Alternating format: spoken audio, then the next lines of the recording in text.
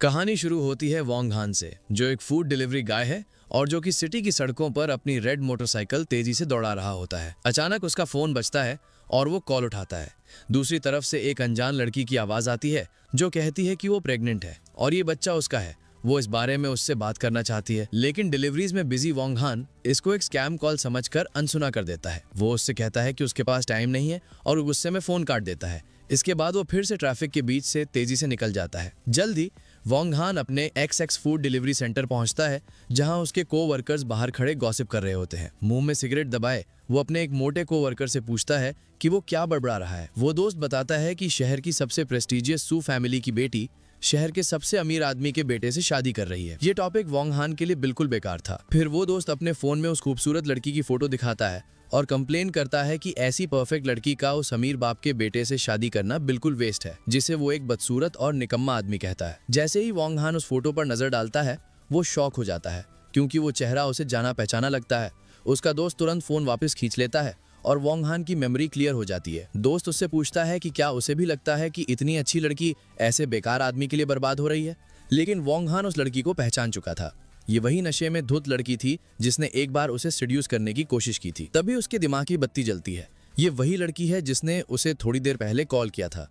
वो सोचने लगता है कि शायद वो कॉल कोई स्कैम नहीं था। सीन एक महीने पीछे जाता है। सू फैमिली की बेटी सूची एक होटल के हॉलवे में लड़खड़ाते हुए चल रही है। उसे चक्कर आ रहे थे और उसे शक था कि चिन्हाओ नाम के एक आदमी ने उसकी ड्रिंक में कुछ मिला दिया है। वो अपने रूम 809 की तरफ बढ़ती है, लेकिन नशे की हालत में वो रूम नंबर गलत पढ़ लेती है। उसे एक दरवाजा हल्का सा खुला मिलता है और वो सोचती है कि शायद वो इसे बंद करना भूल गई थी। उस कमरे के अंदर वोंग हान अपने बेड पर बैठा बहुत उदास हैवी ड्रिंकिंग कर रहा था। वो सोच रहा था कि कैसे उसे एक अपॉर्चुनिटी के लिए ये कहकर रिजेक्ट कर दिया गया था कि उसका ऑरा बहुत इंटेंस है और अब उसे अपनी डिलीवरी जॉब ही करनी पड़ेगी। जब वो नशे में धुत अपने बेड पर बैठा था, तभी सूची लड़खड़ाते हुआ उसके कमरे में घुस जाती है और सीधा उसके बेड पर गिर जाती है। नशे और बुखार में वो वोंग हान को देखती है और पूछती है, तुम कौन हो? क्या तुम मेरी मदद कर सकते हो? मेरा सर घूम रहा है और मुझे बहुत गर्मी लग रही है। खुद भी नशे में होने के बावजूद वोंग हान उसकी खूबसूरती में खो जाता है, ये सोचते हुए कि वो कितनी स्टनिंग है। जब वो उसके और करीब आकर मदद मांगती है तो वो घबरा जाता है, ये सोचते हुए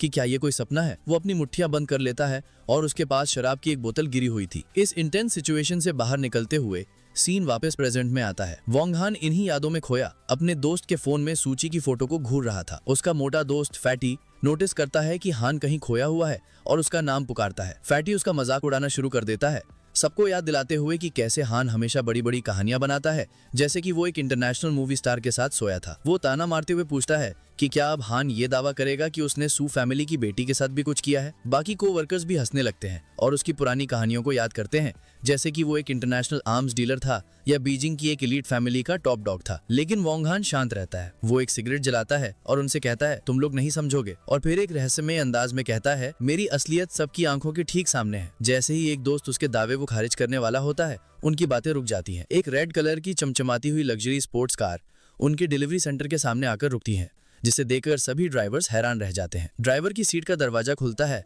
और एक पतला सा पैर हाई हील के साथ बाहर निकलता है। जो लड़की बाहर आती है वो सूची थी, जो बेहद शांत और एलिगेंट लग रही थी। वोंग हान के को-वर्कर्स उसकी खूबसूरती देखकर दीवाने हो जाते हैं।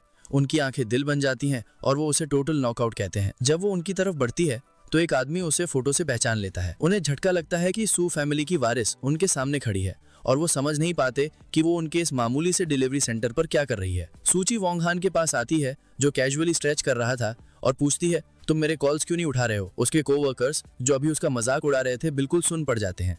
उन्हें विश्वास नहीं हो रहा था कि वोंग हान सच में मशहूर सू फैमिली की बेटी को जानता है। वोंग हान एकदम कूल रहते हुए प्रिटेंड करता है कि उसने कोई मिस्ड कॉल नहीं देखी और शांति से पूछता है कि क्या बात है। सीधे पॉइंट पर आते हुए सूची उसकी आंखों में देखती है और कहती है, मैं प्रेग्नेंट हूँ और ये बच्चा तुम्हारा है। ये सुनते ही उसके को-वर्कर्स के पैरों तले जमीन खिसक जाती है। वो विश्वास न करते हुए चिल्लाते हैं। उन्हें समझ नहीं आ रहा था कि ये अमीर और खूबसूरत लड़की उनके दोस्त के बच्चे की मां बनने वाली है। एक दोस्त कसम खाता है कि वो अब कभी नहीं कहेगा कि हान झूठ बोलता है। वोंग हान खुद भी इस बात से चौंक जाता है और अपनी आंखें मलते हुए पूछता है, क्या तुम श्योर हो? सूची एक ठोस एक्सप्रेशन के साथ उसे कहती है कि वो उसके साथ हॉस्पिटल चले, सब प्रूव हो जाएगा। जब वो अपनी कार के पास इंतजार करती है तो उसके को-वर्कर्स उसे तेजी से उसके साथ जाने को कहते हैं। स्ट्रेस्ड वोंग हान जाने का फैसला करता है और अपने एक दोस्त को उसकी शिफ्ट कवर करने के लिए कहता है। फिर वो दोनों उसकी रेड कार में तेजी से निकल जाते हैं, अपने हैरान को-वर्कर्स को पीछे छोड़कर। कार के अंदर का माहौल काफी टेंस था। वोंग हान पूछता है, क्या ये बच्चा सच में मेरा है? सूची रूखेपन से जवाब देती है, मैं इतनी सीरियस बात पर झूठ क्यों बोलूंगी। वोंग हान एकदम रेजोल्यूट होकर कहता है, अगर ये बच्चा मेरा है तो मैं तुम दोनों की पूरी रिस्पॉन्सिबिलिटी लूंगा। सूची उसे एक अजीब निगाह से देखती है और हंसती है, पूछते हुए कि वो अपनी इस डिलीवरी जॉब की कमाई से कैसे रिस्पॉन्सिबिलिटी लेगा। इस बात से बेपरवाह वोंग हान आराम से पीछे टिक जाता और कॉन्फिडेंस से कहता है, ईमानदारी की कमाई में कोई बुराई नहीं है और तुम दोनों को सपोर्ट करना मेरे लिए कोई इशू नहीं होगा। सूची उसे जैंग निंग के पावरफुल सू फैमिली में अपने स्टेटस की याद दिलाती है। वोंग हान इस बात को हवा में उड़ा देता है, कहते हुए कि ये स्टेटस वेटस सबसे बेकार की चीज है। उसके इस बेपरवाह एटीट्यूड से चिढ़कर सूची जोर से एक्सीलरेटर पर पैर दबा देती है, जिससे कार बुरी तरह झटका खाती है और वोंग हान आगे की तरफ गिर जाता है। वो उस पर चिल्लाता है, तुमने ये जानबूझकर किया है, ऐसा क्या खास है सू फैमिली में। उनका ये तनाव भरा सफर एक बड़े हॉस्पिटल के सामने आकर खत्म होता है। सूची कार पार्क करती है और शांति से कहती है, हम पहुंच गए। जैसे ही वो कार से बाहर निकलते हैं, सूची वोंग हान को चेतावनी देती है कि वो रिस्पॉन्सिबिलिटी शब्द को इतने हल्के में ना ले। वो उसे उन गंभीर परिणामों की याद दिलाती है जो उसे झेलने पड़ेंगे अगर उसके परिवार को पता चला कि एक फूड डिलीवरी गाय ने उसे प्रेग्नेंट कर दिया है। ये सुनकर वोंग हान को गुस्सा आ जाता है और वो जोर से कहता है, ये मेरे लिए कोई मजाक नहीं है, अगर ये बच्चा मेरा है तो मैं इसकी रिस्पॉन्सिबिलिटी जरूर लूंगा। उसके गुस्से को नजरअंदाज करते हुए सूची उसे अंदर आने को कहती है। वो हॉस्पिटल के हॉलवे से गुजरते हैं। सूची उसे एक दरवाजे की तरफ ले जाती है जिस पर ऑपरेटिंग रूम लिखा था। वोंग हान शॉक होकर रुक जाता है और पूछता है कि वो वहां क्यों जा रहे हैं। सूची एक दृढ़ निश्चय के साथ पीछे मुड़ती है और कहती है, मैं अंदर जा रही हूँ, जिससे वोंग हान को एहसास होता है कि उसका असली इरादा प्रेगनेंसी को टर्मिनेट करवाना है। पैनिक होकर वो उसे रोकने के लिए उसका हाथ पकड़ लेता है। वो उससे मिन्नतें करता है, मैं जानता हूं तुम्हें लगता है कि मैं तुम्हें और बच्चे को सपोर्ट नहीं कर पाऊंगा, लेकिन पैसों की कोई प्रॉब्लम नहीं है, मैं कोई ना कोई रास्ता निकाल लूंगा। तभी एक नर्स आती है और सूची को बताती है कि उसके प्रोसीजर का टाइम हो गया है। सूची वोंग हान को एक हल्की सी अजीब मुस्कान के साथ देखती है, नर्स से सहमत होती है और अपना हाथ छुड़ाकर अंदर चली जाती है। वोंग हान उसे पीछे से उम्मीद भरी आवाजें देता रह जाता है। वो बंद दरवाजे के बाहर बेबस और फ्रस्ट्रेटेड खड़ा रहता है, ये सोचते हुए कि वो इस जिद्दी लड़की को रोकने के लिए कुछ नहीं कर सकता। ऑपरेटिंग रूम के अंदर सूची पेशेंट गाउन में टेबल पर लेटी हुई थी। एक सर्जन पूछता है कि क्या वो तैयार है। जैसे ही दूसरा सर्जन एक सिरिंज तैयार करता है और उसे रिलैक्स करने को कहता है, वो अपनी आंखें बंद कर लेती है। लेकिन आखिरी सेकंड में प्रोसीजर शुरू होने से ठीक पहले वो अपना हाथ उठाकर उन्हें रोकने को कहती है। इस दौरान वोंग हान वेटिंग एरिया में थक कर बैठा हुआ था। उसने हार मान ली थी, ये सोचते हुए कि अगर वो बच्चा नहीं चाहती तो वो उसे रोक नहीं सकता। अचानक ऑपरेटिंग रूम का दरवाजा खुलता है और सूची बाहर आ जाती है जैसे कुछ हुआ ही ना हो। वोंग हान उसे देखकर बिल्कुल हैरान रह जाता है। वो अपनी जगह से उछलकर खड़ा हो जाता है और घबराहट में पूछता है कि वो इतनी जल्दी बाहर कैसे आ गई। क्या आजकल सर्जरीज इतनी फास्ट होने लगी हैं? सूची, जिसे कोई फर्क पड़ता दिख नहीं रहा था, परेशान वोंग हान से कहती है कि वो थक गई है और उसे घर छोड़ दे। वोंग हान कॉन्फिडेंस से तैयार हो जाता है, उसके कंधे पर हाथ रखता है और बढ़ा चढ़ाकर कहता है कि वो तो फाइटर जेट भी उड़ा सकता है। इसके बाद वो उसकी रेड स्पोर्ट्स कार की ड्राइवर सीट पर बैठता है और हॉस्पिटल से लुवान नाम के एक अमीर इलाके की तरफ निकल पड़ता है। गाड़ी में जब सूजी आराम कर रही थी, वोंग हान को एक कॉल आता है। दूसरी तरफ से एक आदमी उसे बताता है कि आज रात जियान टावर में एक बिडिंग इवेंट है और ओल्ड मैन चाहते हैं कि वो वहां जाए। कॉल करने वाला ये भी बताता है कि चेंबर प्रेसिडेंट लिन चैंग यान उनकी साइड पर है।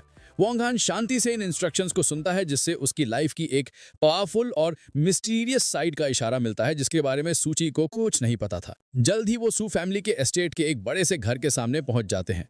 वोंग हान उनके आने का ऐलान करता है, जिससे सूची जाग जाती है। वो कार से उतरती है और उसे कहती है कि इससे पहले कि उसके घर वाले उसे देखें, वो वहां से चला जाए। वोंग हान नोटिस करता है कि उसका चेहरा पीला पड़ा हुआ है और उसे दरवाजे तक छोड़ने की ऑफर देता है, लेकिन सूची ठंडे अंदाज में उसकी चिंता को रिजेक्ट कर देती है और कहती है कि वो उसके मामलों से दूर रहे। लेकिन जैसे ही वो मुड़ती है, उसकी हील एक दरार में फंस जाती है, जिससे उसका बैलेंस बिगड़ जाता है और वो गिरती हुई चिल्लाती है। कमाल की तेजी के साथ वोंग हान आगे लपकता है और उसे जमीन पर गिरने से ठीक पहले पकड़ लेता है। जब वो उसे उठाने में मदद करता है तो वो उसे अनाड़ी कहकर चिढ़ाता है। गुस्से में सूची उससे पूछती है कि उसने क्या कहा और वो दोबारा कहता है, तुम हद से ज्यादा क्लमजी हो। गुस्से के एक झटके में वो अपनी पूरी ताकत से उसकी कमर पर चिंटी काटती है, जिससे वो दर्द से चिल्ला उठता है। अचानक इतना जोर लगाने से उसकी खुद की तबीयत बिगड़ जाती है और वो दर्द से कराहती है। उसकी तकलीफ देखकर वोंग हान उसे अपनी गोद में उठा लेता है, जिससे सूची सरप्राइज हो जाती है। वो उसे उस शानदार घर के अंदर ले जाता है और नरमी से सोफे पर बिठा देता है। फर्स्ट एड किट खोलकर वो उसके नंगे पैर पर दवा लगाना शुरू करता है, जिसमें गिरने से मोच आ गई थी। वो प्रोटेस्ट करती है, उससे जाने को कहती है, लेकिन वो सख्ती से कहता है हिलना बंद करो। जैसे ही वो उसके टखने पर पट्टी बांध रहा होता है, उन्हें दो औरतें रोक देती हैं जो कमरे में दाखिल हुई थीं। ये दोनों यांग हुई हिन, सूची की माँ, और लिन सिर्फ उसकी बेस्ट फ्रेंड थी। सूची की माँ इस सीन को शॉक में देखती है और पूछती है कि उसकी बेटी क्या कर रही है। वोंग हान और सूची एक साथ एक्सप्लेन करते हैं कि उसके पैर में मोच आ गई है। फिर अपनी हैरान माँ को देखते हुए सूची शांति से ऐलान करती है कि उसका बॉयफ्रेंड बस उसे दवा लगाने में मदद कर रहा था। ये सुनकर वोंग हान के तो होश ही उड़ जाते हैं।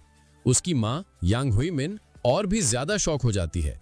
यूनिफॉर्म पहने वोंग हान की तरफ कांपती हुई उंगली से इशारा करते हुए चिल्लाती है, क्या ये आदमी सच में तुम्हारा बॉयफ्रेंड है? अपनी बेटी के इस ऐलान से परेशान यांग हुई मिन गुस्से से पूछती है कि ये सब क्या हो रहा है और ये डिलीवरी गाय कौन है? कुछ पल की चुप्पी के बाद सूची अपनी बात से पलट जाती है और जबरदस्ती मुस्कुराते हुए अपनी माँ से कहती है कि वो तो बस मजाक कर रही थी। वो बताती है कि उसके पैर में मोच आ गई थी और इस आदमी ने बस उसे अंदर आने में मदद की।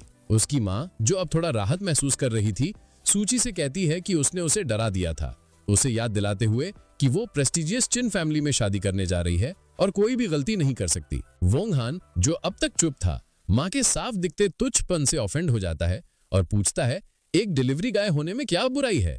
यांग हुईमिन हंसती है और चिल्लाती है, तुम एक लो क्लास घटिया आदमी हो जो अपनी औकात से बाहर सपने देख रहा है।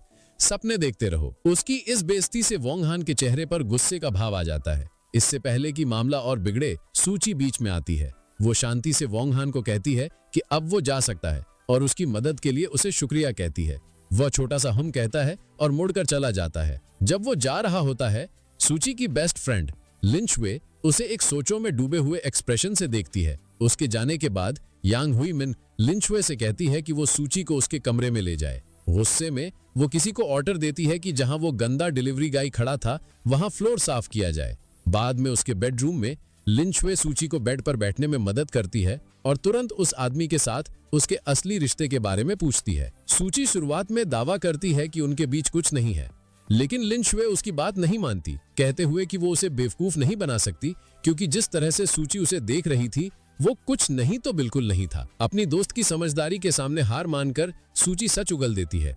वो बताती है कि वो उसके बच्चे की माँ बनने वाली है। ये सुनकर लिन शुए के होश उड़ जाते हैं। वो चिल्लाती है, तुम प्रेग्नेंट हो। वो सूची के फैसले पर सवाल उठाती है, पूछते हुए कि सब लोगों में से एक डिलीवरी गाय ही मिला था। सूची बताती है कि उसने उस दिन बहुत ज्यादा पी ली थी और इसे एक गलती समझकर टाल देती है। लिन शुए उस पर जोर डालती है, पूछते हुए कि अब सूची क्या करने वाली है, उसे याद दिलाते हुए कि वो चिन फैमिली जैसे पावरफुल लोगों से अपनी प्रेगनेंसी हमेशा नहीं छिपा सकती। अपनी दोस्त को हैरान करते हुए सूची मजबूती से कहती है कि उसने बच्चे को रखने का फैसला किया है।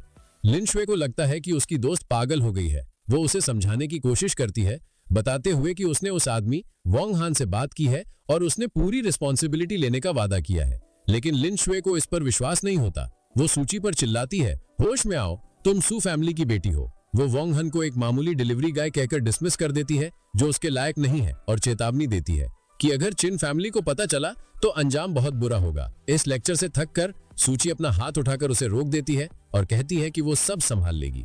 वो टॉपिक बदलती है, पूछते हुए कि लिन शुए सिटी में वापस क्यों आई है। लिन शुए बताती है कि उसके दादा जैंग निंग में एक बड़े इंपॉर्टेंट बिग शॉट से मिलने और आज रात के बिडिंग इवेंट को देखने आए हैं, इसलिए वो उनके साथ आ गई। सूची के ओ कहने पर उसकी दोस्त चिढ़ जाती है। अचानक लिन शुए का एक्सप्रेशन बदलता है और वो कहती है कि उसके पास एक ब्रिलियंट आइडिया है। पास आकर वो सूची के कान में एक भयानक प्लान बताती है। अगर उसका राज खुल गया तो उसे बस ये कहना है कि उस डिलीवरी गाय ने उसका रेप किया था। सूची घिन से जवाब देती है, कितना घटिया आइडिया है। इस बीच वोंग हान सू एस्टेट से निकलकर उस एक्सक्लूसिव विला डिस्ट्रिक्ट में पैदल चल रहा होता है। वो अपना फोन निकालता है और बड़बड़ाता है कि इस एरिया में कोई टैक्सी नहीं मिलती। ठीक तभी एक चमचमाती काली कार उसके पास आकर रुकती है। वोंग हान देखता है कि एक शार्प सूट में एक आदमी कार से बाहर निकलता है। वो बुजुर्ग सिल्वर बालों वाला आदमी वोंग हान के पास आता है और अदब से उसे यंग मास्टर कहकर सलाम करता है। वो आदमी अपना परिचय लिन चिंग यून के रूप में देता है, जो जिलोंग चेंबर ऑफ कॉमर्स का प्रेसिडेंट है, और बताता है कि वो उसे बिडिंग इवेंट तक ले जाने के लिए यहाँ आया है। वोंग हान अब सारी कड़ियों को जोड़ते हुए उस फोन कॉल को याद करता है और कंफर्म करता है कि उसके दादा ने उसे इस अरेंजमेंट के बारे में बताया था। इससे उसकी एक ऐसी छिपी हुई ताकतवर पहचान सामने आती है जिसका उसकी डिलीवरी ड्राइवर वाली लाइफ से दूर दूर तक कोई लेना देना ही नहीं था। इस ऑफर को एक्सेप्ट करते हुए वोंग हान लिन चिंग यून से कहता है कि बिडिंग से पहले उसे नहाकर कपड़े बदलने हैं। लिन चिंग यून अदब से सहमत हो जाता है और अपने यंग मास्टर के लिए कार का दरवाजा खोलते हुए सब कुछ अरेंज करने का वादा करता है। वो दोनों एक शानदार काली लिमोजीन में वहां से निकल जाते हैं। सीन बदलता है और हमें एक बड़े से बॉलरूम में चल रहे बस्लिंग बिडिंग इवेंट पर पहुंचते हैं जो अमीर मेहमानों से भरा हुआ है। वोंग हान वहां पहुंचता है और अब वो पूरी तरह से बदल चुका था। उसने अपनी डिलीवरी जैकेट उतार कर एक शार्प टेलर मेड सूट पहन लिया था जिसमें वो भीड़ को देखते हुए काफी पावरफुल और कॉन्फिडेंट लग रहा था। जब वो एक खिड़की के पास खड़ा होता है तो उसकी नज़र एक जाने पहचाने चेहरे पर पड़ती है।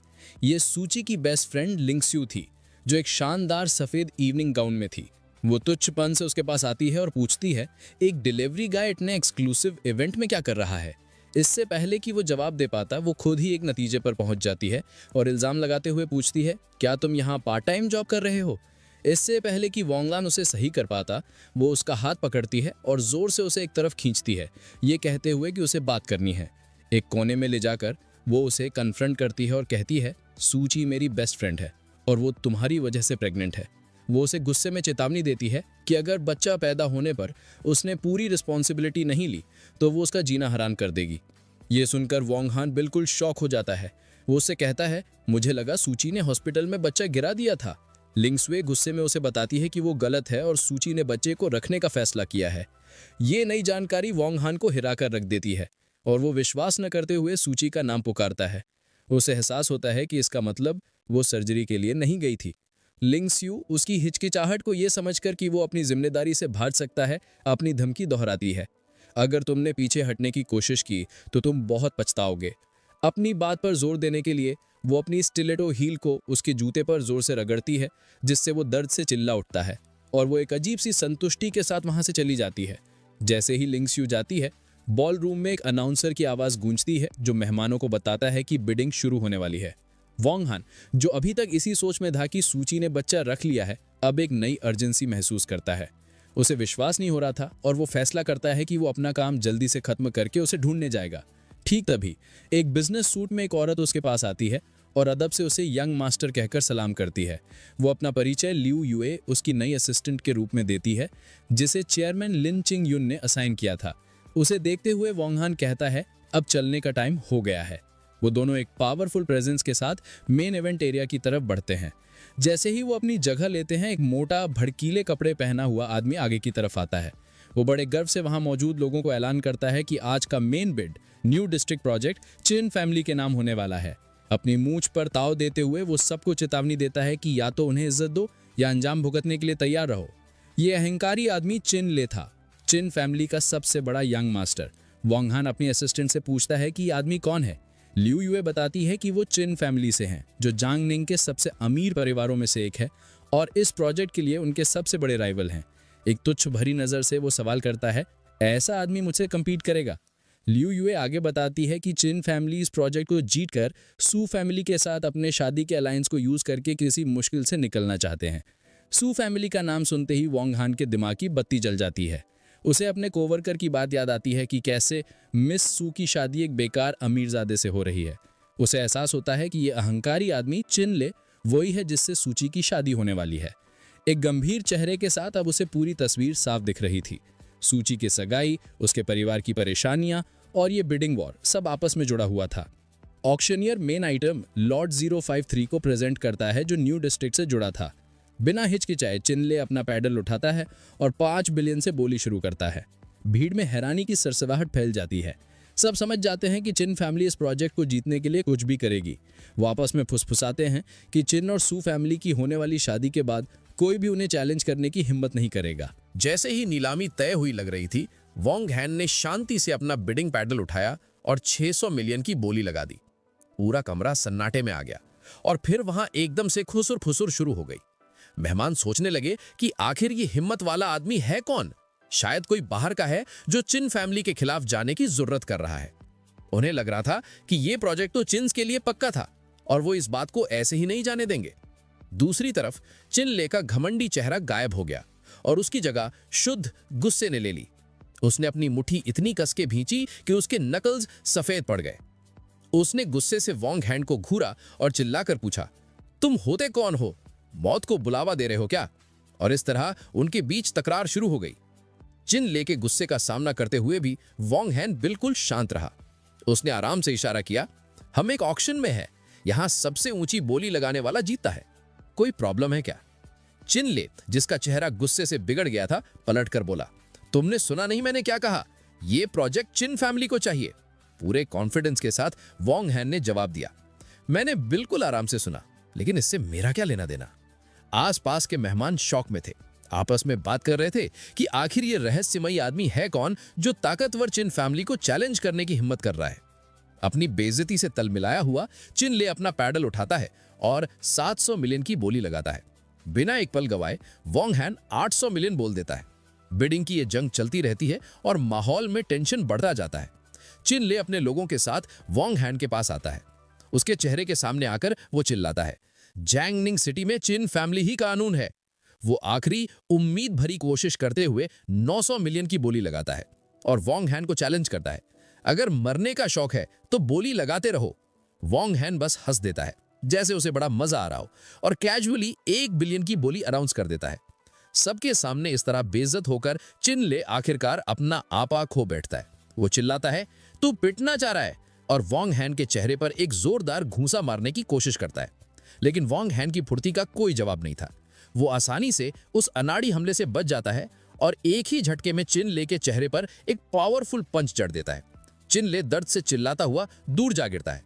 वोंग हैन नफरत से पूछता है, तुझे क्या लगा तू अकेला मुझे संभाल लेगा? जैसे ही चिन ले नशे में पड़ा होता है, उसके 2 बॉडीगार्ड्स उठकर वोंग हैन पर हमला कर देते हैं। आगे होने वाली फाइट बेहद तेजी से खत्म हो जाती है। वोंग हैन कमाल की स्पीड से मूव करता है और उन्हें आसानी से अपने पावरफुल किक्स और स्ट्राइक से धूल चटा देता है, जिसके बाद वो बॉल रूम के फ्लोर पर हारे हुए पड़े थे। चिन ले मुश्किल से उठता है, अपने सूजे हुए चेहरे को विश्वास नहीं करते हुए पकड़ता है। वो वोंग हैन पर चिल्लाता है, तुझे मरने का शौक है जो मुझ पर हाथ उठाया? वोंग हैन एक ठंडी मुस्कान के साथ जवाब देता है, लेकिन अभी तो मैं तुझे ही मार रहा हूं। वो एक और हमला करता है और चिन लेके एक आदमी को एक जोरदार लात मारकर हवा में उड़ा देता है। वो बॉडीगार्ड एक जोर की थर्ड आवाज के साथ आकर ठीक अपने बॉस के ऊपर गिरता है और दोनों एक बेइज्जत ढेर में बेहोश हो जाते हैं। फाइट कुछ ही सेकंड्स में खत्म हो जाती है और वोंग हैन उस कियोस्क के बीच शांति से खड़ा रहता है। वो हैरान रूम की तरफ मुड़ता है और डरे हुए ऑक्शनियर से कैजुअली पूछता है, क्या कोई और बोली लगाएगा? ऑक्शनियर हकलाते हुए जल्दी से जवाब देता है कि कोई और बिडर नहीं है। ऑक्शन जीतने के बाद वोंग हैन का काम पूरा हो जाता है। वो अपनी असिस्टेंट लियू युए की तरफ मुड़ता है और उसे डॉक्यूमेंट साइन करके फंड्स ट्रांसफर करने का निर्देश देता है, ये कहते हुए कि उसे एक जरूरी काम है। वो आखिरी बार हाथ हिलाता है और कॉन्फिडेंटली बॉल रूम से बाहर चला जाता है, सबको उस शक्तिशाली प्रदर्शन के झटके में छोड़कर जो उन्होंने अभी अभी देखा था। कहानी एक शानदार कमरे में शिफ्ट होती है जहां लिंगशु अपने दादा के सामने खड़ी थी, जो वही लिंग या योंग है जो वोंग हैन के लिए काम करते हैं। वो पूछती है कि उन्होंने उसे इतनी जल्दी में यहाँ क्यों बुलाया, जिसके कारण वो ऑक्शन मिस कर गई। उसके दादा उसे चेतावनी देते हैं कि जब उनके मेहमान आ जाएं तो वो सावधान रहें, ये मानते हुए कि वो अभी तक उस व्यक्ति के स्वभाव को समझ नहीं पाए हैं। लिंगशु हंसती है, ये सोचते हुए कि ऐसा कौन सा बिग शॉट आ गया जिसके लिए उसके पावरफुल दादा इतने सावधान हो रहे हैं। ठीक तभी एक सहायक अंदर आता है और चेयरमैन को बताता है कि ऑक्शन खत्म हो गया है। लिंग या युंग पूछते हैं कि क्या चिन फैमिली जीत गई, लेकिन सहायक बताता है कि जीतने वाला कोई और था। लिंगशु शॉक हो जाती है, चिल्लाते हुए कहती है, ये इम्पॉसिबल है। उसे विश्वास नहीं हो रहा था कि प्रोजेक्ट चिन फैमिली के हाथ से निकल गया और सोचती है कि आखिर इतना हिम्मत वाला कौन हो सकता है जो इनसे ये छीन ले। उसके दादा शांति से उसे बताते हैं कि जिस व्यक्ति का वो इंतजार कर रहे हैं वो आ चुका है। अपने फोन को देखते हुए शायद कोई न्यूज अपडेट, लिंगशु कहती है कि ये आदमी तो बहुत ही ज्यादा एरोगेंट है। ये खबर इतनी जरूरी थी कि वो इंतजार नहीं कर सकती थी, इसलिए वो अपने दादा को कहती है कि वो अपनी दोस्त सूची को कॉल करने के लिए बाहर जा रही है। जब वो एक हॉलवे में चल रही होती है तो वो अपने विचारों और फोन कॉल में डूबी हुई थी। वो सोच रही थी कि कैसे चिन फैमिली की हार ने सू फैमिली के साथ उनके प्लान किए गए सहयोग को खतरे में डाल दिया है। अपनी बेस्ट फ्रेंड तक ये खबर पहुंचाने के लिए वो इतनी बेचैन थी कि उसने ध्यान ही नहीं दिया कि वो कहाँ जा रही है। वो सीधे जाकर वोंग हान से टकरा जाती है जो दूसरी दिशा से आ रहा था। टक्कर जोरदार थी और उसके सीने से टकराते ही उसके मुंह से एक हल्की सी चीख निकल जाती है। गुस्से में वो ऊपर देखती है और उसका चेहरा देखकर शॉक हो जाती है। वो उस पर चिल्लाती है, फिर से तुम देखकर नहीं चल सकते क्या, बदबूदार फूड डिलीवरी गाय? लेकिन उसका जरूरी कॉल ज्यादा इंपॉर्टेंट था। वो जल्दी से चुपचाप खड़े वोंग हान की तरफ पीठ करती है और आगे बढ़ती जाती है अपने फोन में सूची को ये जरूरी खबर देने के लिए। वोंग हान बस उसे एक शांत अनजान एक्सप्रेशन के साथ जाते हुए देखता है। लिंग जुए के जाने के बाद वोंग हान लिंग क्युंग युंग से मिलने के लिए अंदर जाता है। वो बुजुर्ग आदमी अदब से उनका स्वागत करता है। वोंग हान कंफर्म करता है कि ऑक्शन में उसका काम हो गया है और फिर कैजुअली उस लड़की के बारे में पूछता है जिससे वो अभी टकराया था। लिंग क्युंग युंग उसे बताता है कि वो उसकी पोती लिंग जुए है और खास तौर पर बताता है कि वो अनमैरिड है। वो उसकी तारीफ करते हुए कहता है कि वो वोंग हान की बहुत बड़ी फैन है और हमेशा से उनसे मिलना चाहती थी। मैच मेकिंग की इस कोशिश पर वोंग हान को हंसी आ जाती है और वो थके हुए अंदाज में कहता है, रहने दो प्लीज। टॉपिक बदलते हुए वोंग हान बैठता है और लिंग क्युंग युंग से पूछता है कि क्या वो सूची को जानता है। लिंग क्युंग युंग बताता है कि वो सू फैमिली की यंग लेडी है, अपनी जनरेशन की सबसे टैलेंटेड लड़की, लेकिन परिवार में बेटों को ज्यादा तवज्जो देने के कारण उसे लाइमलाइट से दूर रखा गया है। वो कंफर्म करता है कि चिन फैमिली प्रोजेक्ट जीतने के बाद सू फैमिली के साथ शादी का रिश्ता जोड़ना चाहती थी, लेकिन क्योंकि वोंग हान ने बीच में दखल दे दिया, अब वो प्लान डिले हो गया है। क्यूरियस होकर वो उसकी पर्सनल डिटेल्स पूछता है, जैसे कि सूची की डेली लाइफ और रोमांटिक हिस्ट्री। लिंग क्युंग युंग उसे बताता है कि सू फैमिली की परवरिश बहुत सख्त है और सूची का स्वभाव जिद्दी है। वो कहता है कि वो आसानी से लोगों से घुलती मिलती नहीं है और जहां तक वो जानता है उसका कभी कोई बॉयफ्रेंड नहीं रहा। ये नई जानकारी सुनकर वोंग हान के चेहरे पर एक शातिर जानकार मुस्कान आ जाती है। ठीक तभी उसका फोन बजता है। कॉलर आईडी पर सूची का नाम था। वो आराम से फोन उठाता है और कहता है, मैं अभी तुम्हारे बारे में ही सोच रहा था। दूसरी तरफ से सूची पूछती है कि क्या उसके पास टाइम है और कहती है कि वो उससे मिलना चाहती है।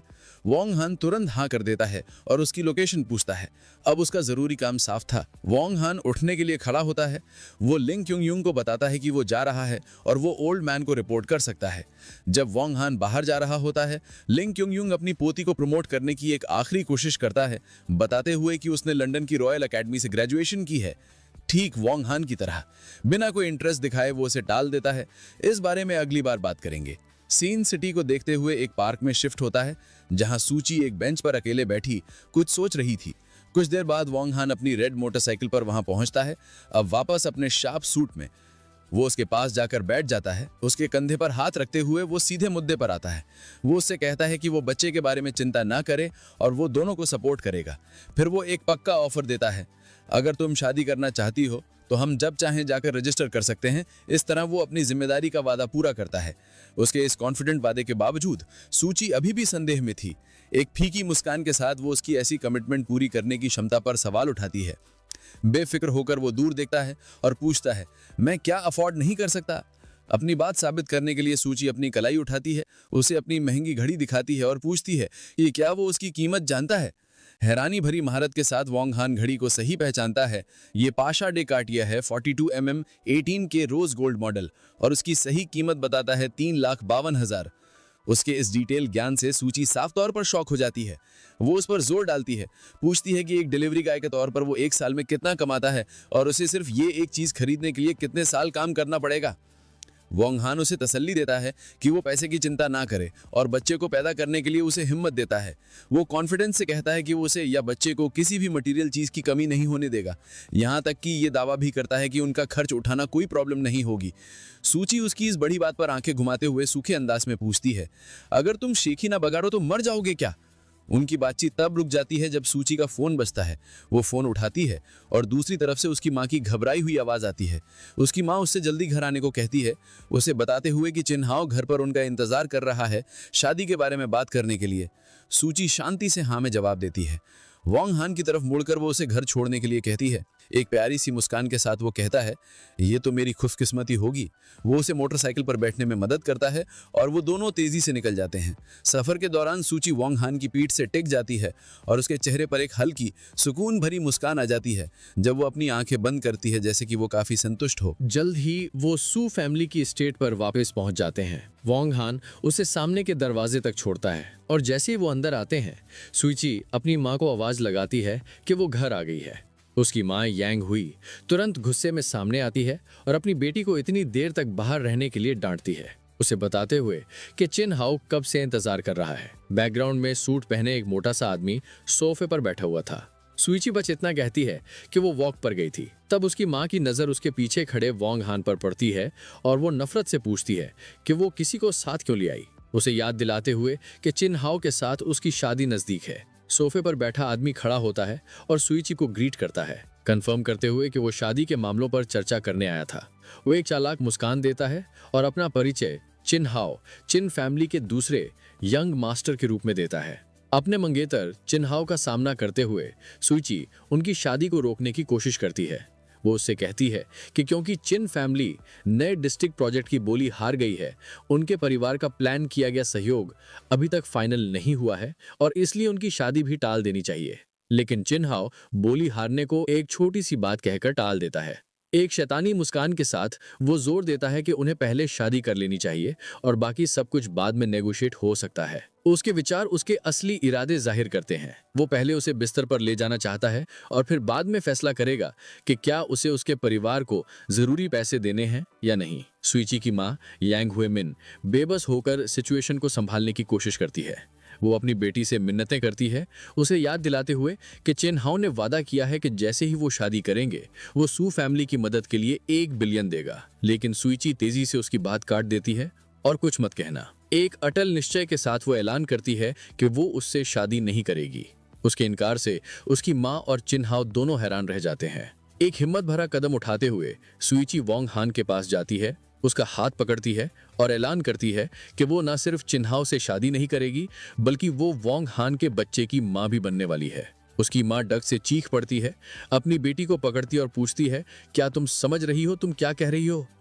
ये बताते हुए कि वोंग हान सिर्फ एक फूड डिलीवरी गाय है। सुईची अपनी माँ से मिन्नतें करती है, जोर देकर कहती है कि वो चिन हाओ से जबरदस्ती शादी नहीं करना चाहती और वादा करती है कि थोड़े समय के साथ वो सू फैमिली को उनके संकट से निकाल सकती है। अपनी बेटी के इस शर्मनाक बर्ताव से गुस्सा होकर यांग हुई सुईची को थप्पड़ मारने के लिए हाथ उठाती है, लेकिन इससे पहले कि हाथ उसके चेहरे तक पहुंचता, वोंग हान का हाथ तेजी से आगे बढ़ता है और उसकी कलाई को मजबूती से पकड़ लेता है, थप्पड़ को रोक देता है। वो ठंडे अंदाज में उसकी तरफ देखता है और पूछता है कि जिम्मेदारी से काम करने में क्या बुराई है। फिर वो शर्म का इल्जाम उस पर ही पलट देता है, पूछते हुए कि अपनी ही बेटी को फायदे के लिए एक घटिया आदमी को बेच देना, इसमें कोई शर्म नहीं है क्या? जब वो उसकी पकड़ में छटपटाती है, उस बदबूदार डिलीवरी गाय को उसे छोड़ने के लिए चिल्लाती है। मामला और बिगड़ जाता है।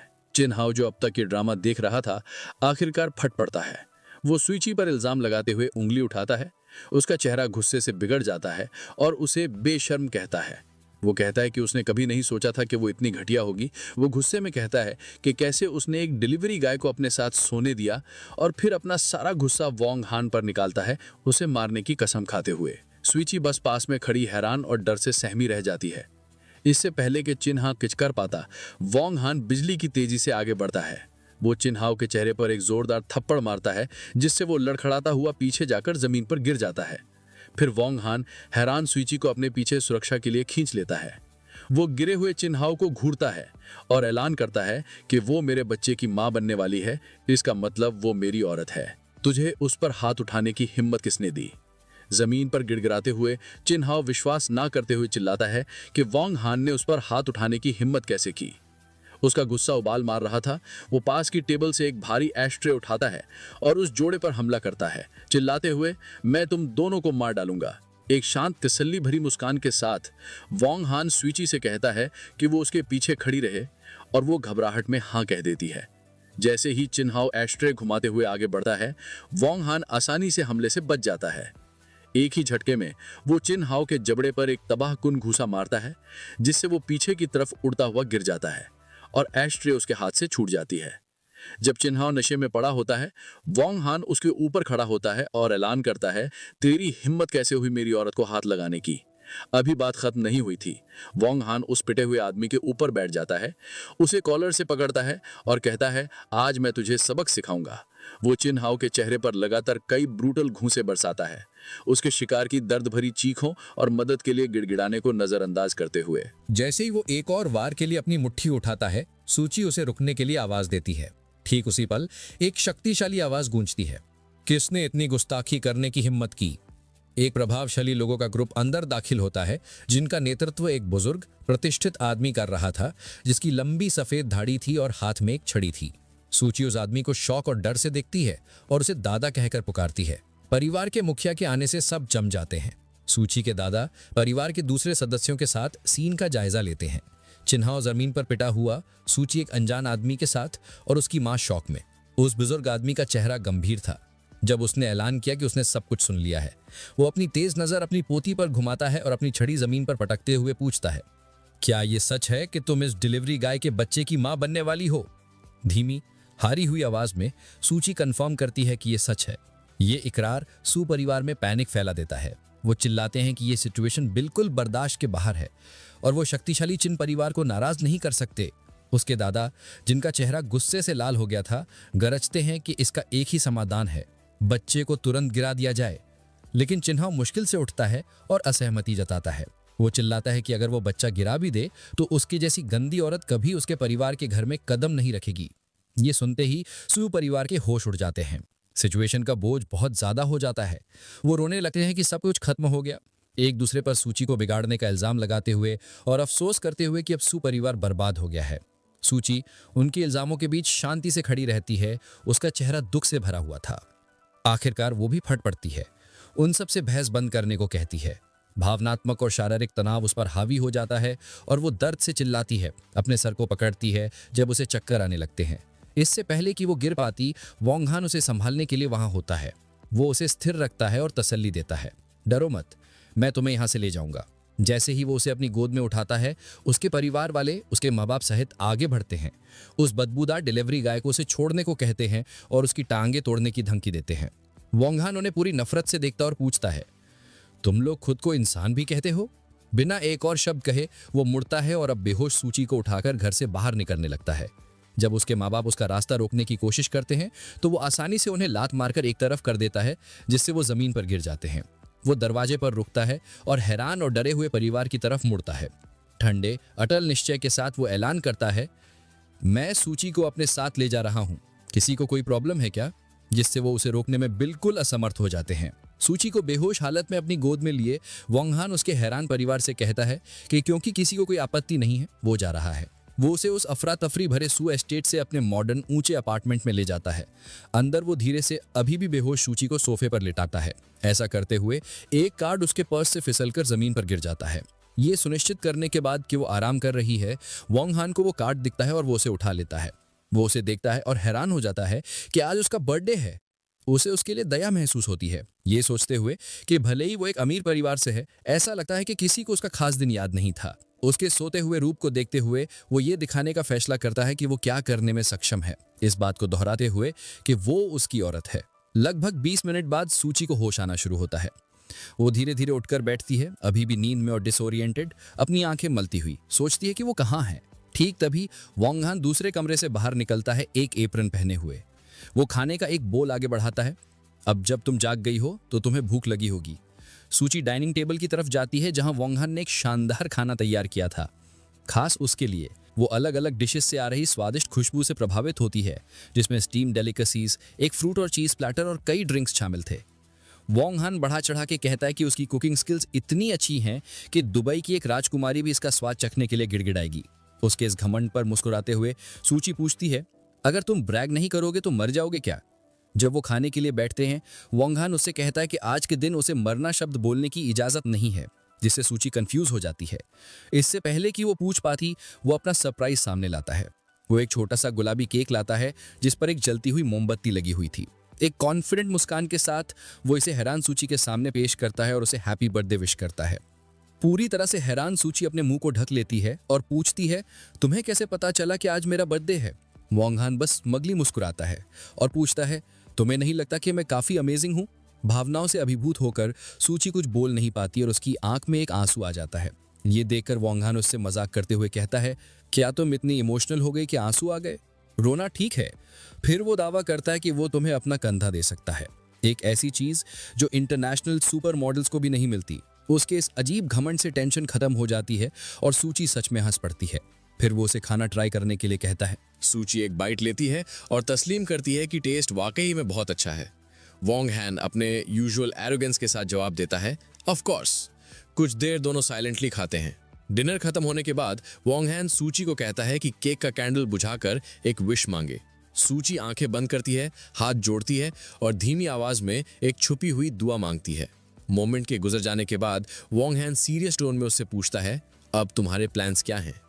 सूची उसकी आंखों में देखकर याद दिलाती है कि उसने प्रॉमिस किया था कि वो उनका सपोर्ट करेगा। वो पूछती है, अब तुम अपने बात से पीछे तो नहीं हट जाओगे ना? वोंग हैन उसे तसल्ली देता है कि वो अपना वादा तोड़ने वाला नहीं है, लेकिन फिर एक चैलेंज फेंकता है, तुम्हें सच्ची में इतना हिम्मत है कि एक डिलीवरी गाय से शादी करोगी? ये सुनते ही सूची के अंदर एक आग सी भड़क उठती है। वो खड़ी हो जाती है और गुस्से भरी हिम्मत के साथ अनाउंस करती है, हाँ मुझे हिम्मत है, और अगर तुमने कभी मुझे और बच्चे को सपोर्ट नहीं किया तो मैं तुम्हें छोड़ के दोबारा शादी कर लूंगी। इस बोल्ड जवाब के साथ वोंग हैन फैसला कर लेता है, ठीक है, कल ही हम रजिस्ट्रेशन करवा लेते हैं। सूची की आंखों में दृढ़ निश्चय चमक उठता है। वो जवाब देती है, मैं नहीं डरती। वोंग हैन एक संतुष्ट मुस्कान के साथ पीछे झुक जाता है और कहता है, तो तय हो गया। लेकिन उसी वक्त उसका फोन बजता है। वो सूची से कहता है, मुझे ये कॉल लेना होगा, और बैल्कनी पर निकल जाता है। फोन पर दूसरी तरफ उसका आदमी श्याओ हुआ हादसे की तरह ब्रेथलेस लग रहा था। बॉस, आप खतरे में हो, एक असैसिन हाइड्रा जैंगनिंग आ रहा है आपको मारने। आराम से सिगरेट जलाते हुए वोंग हैन काम रहता है। वो पूछता है, क्या सोर्स रिलायबल है? लोकेशन कंफर्म हुई? श्याओ हुआ बताता है कि उसे लास्ट टाइम लिन फैमिली की विला के आसपास देखा गया था। वोंग हैन सिगरेट का धुआं छोड़कर कहता है, समझ गया, कल मैं खुद इस हाइड्रा का हिसाब कर लूंगा। तभी अंदर सोफा पर बैठी हुई सूची अपनी बेस्ट फ्रेंड लिंग शुए से कॉल पर थी, केक खाते हुए और फोन पकड़े। लिंग शुए उसे बर्थडे विश करती है और मजाक में पूछती है, क्या वो पहली थी विश करने वाली? सूची मुस्कान के साथ कहती है, नहीं, तुम सेकंड हो। शॉक्ड लिंग शुए तुरंत पूछती है, फर्स्ट कौन था? ये चिन्ह तो नहीं? सूची बालकनी की तरफ देखती है और सॉफ्टली कहती है, वो। लिंग शुए का गुस्सा फट पड़ता है, मतलब तुम फिर से उस डिलीवरी गाय के साथ? सूची एक बाइट और लेती है, सांस छोड़ती है और कहती है, ये लंबा किस्सा है, लेकिन कल हम शादी रजिस्टर करने जा रहे हैं। इस न्यूज से लिंग शुए पैनिक हो जाती है, क्या तुम पागल हो गई हो? डिलीवरी गाय से शादी? मुझे तुरंत तुम्हारी लोकेशन चाहिए। सूची शांति से कहती है, मैं उसके घर पर हूं। लिंग शुए उसे शांत करने की कोशिश करती है और बोलती है कि मैं कुछ न कुछ तरीका निकालती हूं। मैं उस बिग शॉट से जो प्रोजेक्ट जीता है, जो मेरे दादा जानते हैं, उससे मदद मांगने वाली हूं। लेकिन इतना कहते ही कॉल कट हो जाता है। सूची हैरान और परेशान रह जाती है। बैल्कनी पर कॉन्वर्सेशन ज्यादा गहन हो चुका था। श्याओ हुआ रिपोर्ट देता है, और भी प्रॉब्लम है, 2 दिन पहले एल्डेस्ट प्रिंसेस ने आपके बारे में पूछा था। वोंग हैन का चेहरा तुरंत सीरियस हो जाता है। वो गुस्से से पूछता है, क्या तुमने उसे बताया कि मैं जैंगनिंग में हूं? नर्वस हुआ एडमिट करता है, बॉस मेरी मजबूरी थी, आप जानते हो उनका गुस्सा, अगर मैं मना करता तो शायद वो मेरी जान ले लेती, मुझे अपना बचाव करना पड़ा। ये सुन के वोंग हैन शॉक में अपना लाइटर गिरा देता है। वो फोन में चिल्लाता है, तुमने मुझे बेच दिया? हुआ सिचुएशन को डिफ्यूज करने की कोशिश करता है, बॉस एक्चुअली वो प्रिंसेस आपके लिए परफेक्ट मैच है, उनका रॉयल बैकग्राउंड आपको एक्सेप्ट कर लेना चाहिए। वोंग हैन गुस्से में चिल्लाता है, बंद करो बकवास, वापस बताओ वो कब आ रही है। डर के मारे श्याओ हुआ नेटवर्क का बहाना बनाकर कॉल कट कर देता है। वोंग हैन बैल्कनी पर अकेला रह जाता है। फ्रस्ट्रेशन में क्राउच करते हुए सोचता है कि सिचुएशन बिगड़ चुकी है। तभी उसके फोन पर एक नोटिफिकेशन आती है। इरिटेटेड वो कहता है, अब कौन परेशान कर रहा है? स्क्रीन देखकर वो रुक जाता है। मैसेज एक अननोन नंबर से था। सेंडर का नाम था लिनिक्स यू, लिन किंग यून की पोती। मैसेज में लिखा था, मैं एक बिजनेस पार्टनरशिप प्रपोज करती हूँ। आप सिटी में नए हो और अगर आप सू फैमिली के साथ नई डिस्ट्रिक्ट प्रोजेक्ट में कोऑपरेट करते हैं तो दोनों के लिए बेनिफिशियल होगा। अगर आप मान जाएं तो मैं कुछ भी करने को तैयार हूं। ये बोल्ड प्रपोजल पढ़कर वोंग हान हल्की मुस्कान के साथ कहता है, इस लड़की में हिम्मत तो है। ऑलमोस्ट तुरंत ही उसका फोन बजता है। ये कॉल लिन किंग यून का था। वो शांत आवाज में अपनी पोती की हरकत के लिए माफी मांगता है। वोंग हान काम टोन में कहता है, ठीक है, टेंशन मत लो।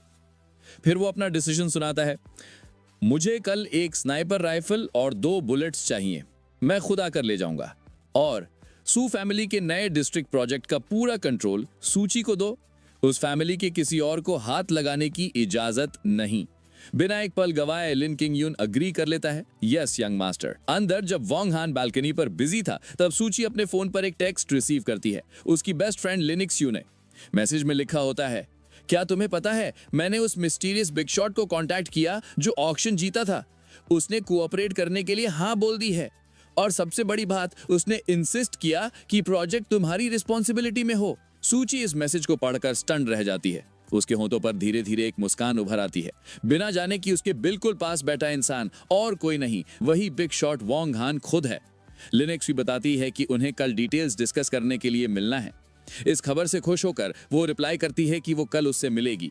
ठीक तभी वोंग हान वापस अंदर आता है और उसके चेहरे पर खुशी देखकर पूछता है, क्या बात है, बड़े अच्छे मूड में लग रही हो। उसे अभी भी एक मामूली डिलीवरी गाय समझते हुए वो बात को टाल देती है, प्रोजेक्ट की बात है, तुम नहीं समझोगे।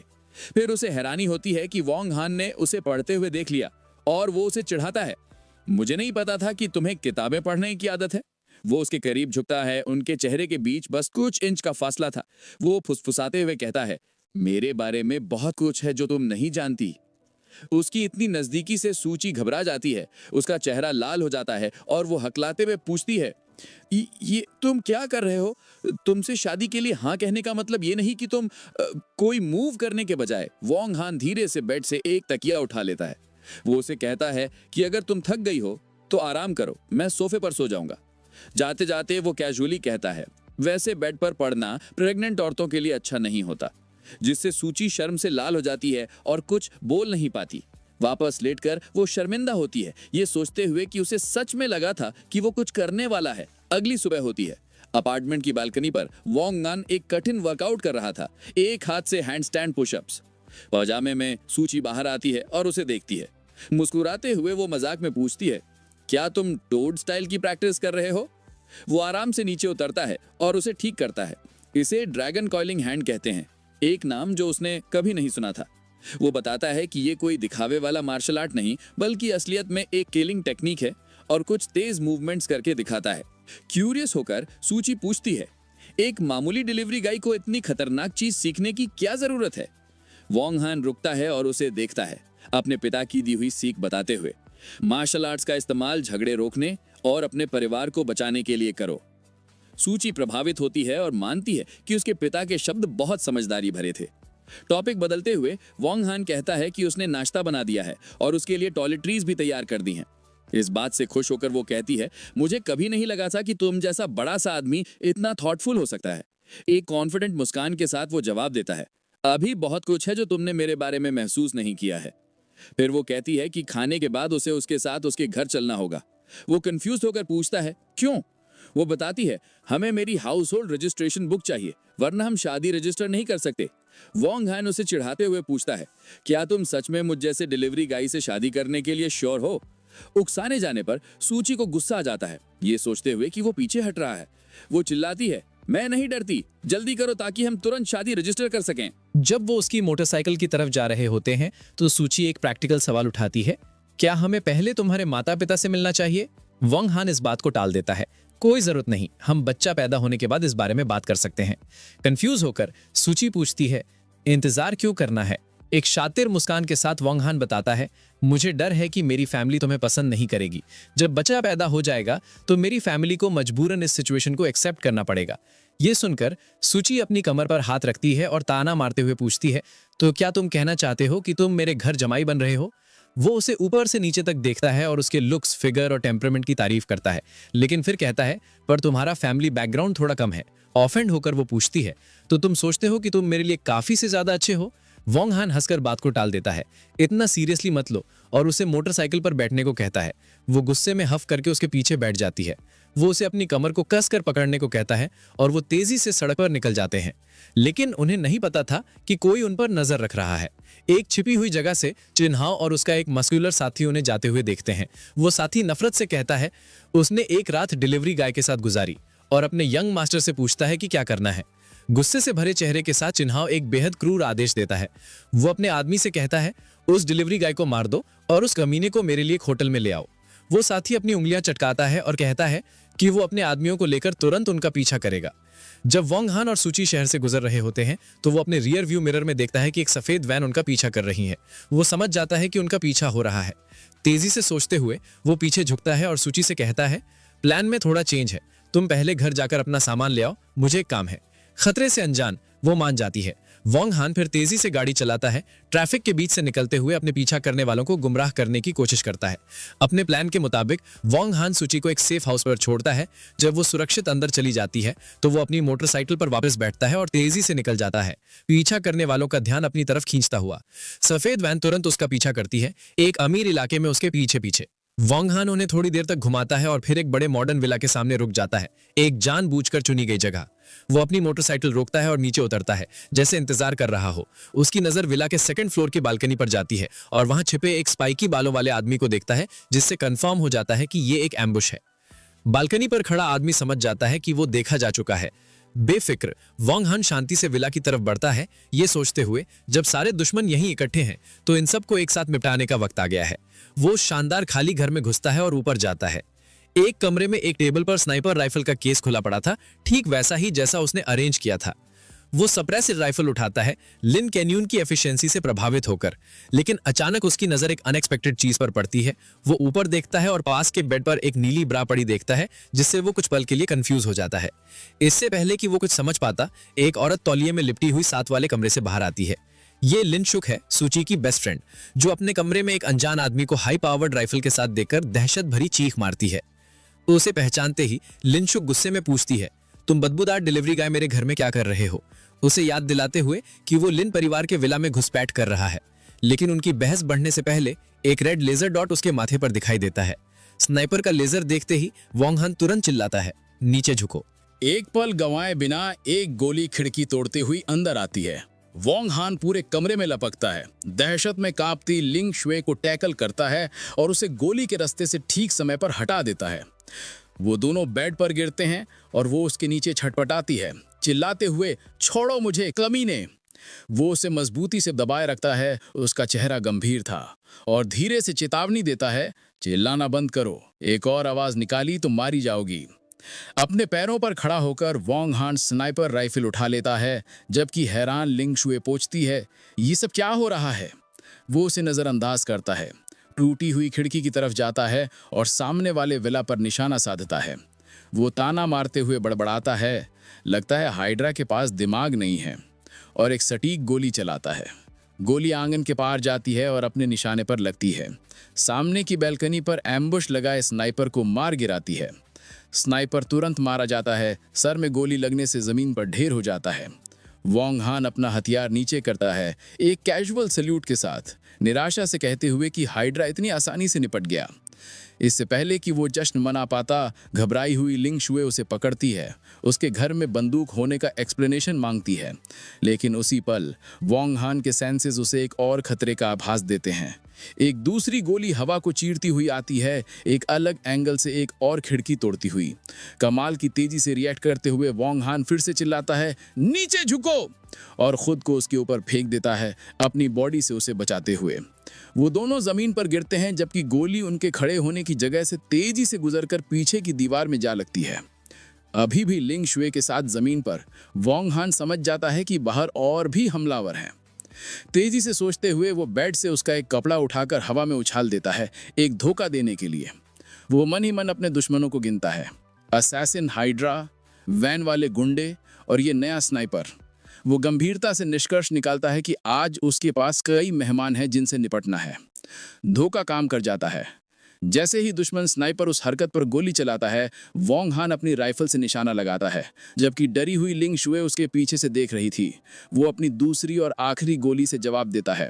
गोली खुली जगह से उड़ती हुई जाती है और एक अलग जगह छिपे दूसरे स्नाइपर को मार गिराती है। तुरंत एक तीसरी जगह से भारी फायरिंग शुरू हो जाती है, जब पास की छत पर एक और असैसिन उनकी खिड़की पर गोलियों की बरसात कर देता है। वोंग हान लिंग शुए को पकड़ता है और एक सोफे के पीछे कवर लेने के लिए कूद जाता है, जबकि उनके पीछे की दीवार गोलियों से छलनी हो जाती है। एक अजीब पोजीशन में फंसे हुए वो चिल्लाती है और उसे पॉवर्ट कहती है। जब शूटिंग रुकती है, वोंग हान शांति से दीवार से दुश्मन की एक खाली गोली का खोल निकालता है। वो उसे ध्यान से देखता है और उसके बेस पर एक अनोखे 6 नुकीले सितारे के निशान को पहचानता है। वो उसे एरीज नाम के एक बदनाम ईस्टर्न यूरोपियन असैसिन ऑर्गेनाइजेशन का एक खास वॉर हेड बताता है। वो हिली हुई लिंग शुए की तरफ मुड़ता है और पूछता है, तुमने कब इतने खतरनाक लोगों से पंगा ले लिया? वो बस हकलाते हुए कह पाती है कि उसे नहीं पता। उसी पल वोंग हान अपनी खाली राइफल को देखता है और खुद को लापरवाही के लिए कोसता है। उसने सिर्फ 2 गोलियां मांगी थीं और अब उसके पास एम्यूनिशन नहीं था। वो घुटनों के बल बैठता है, ये सोचते हुए कि अब क्या करे जब वो निहत्था है और घिरा हुआ है। अचानक लिंग शुए को कुछ याद आता है। वो वोंग हान को बताती है कि शायद वो जानती है कि इस हमले के पीछे कौन है। उसे याद है कि कुछ समय पहले एक ईस्टर्न यूरोपियन बॉस ने उसकी कंपनी से रिसर्च टेक्नोलॉजी खरीदने की कोशिश की थी, लेकिन उसने उसका ऑफर ठुकरा दिया था।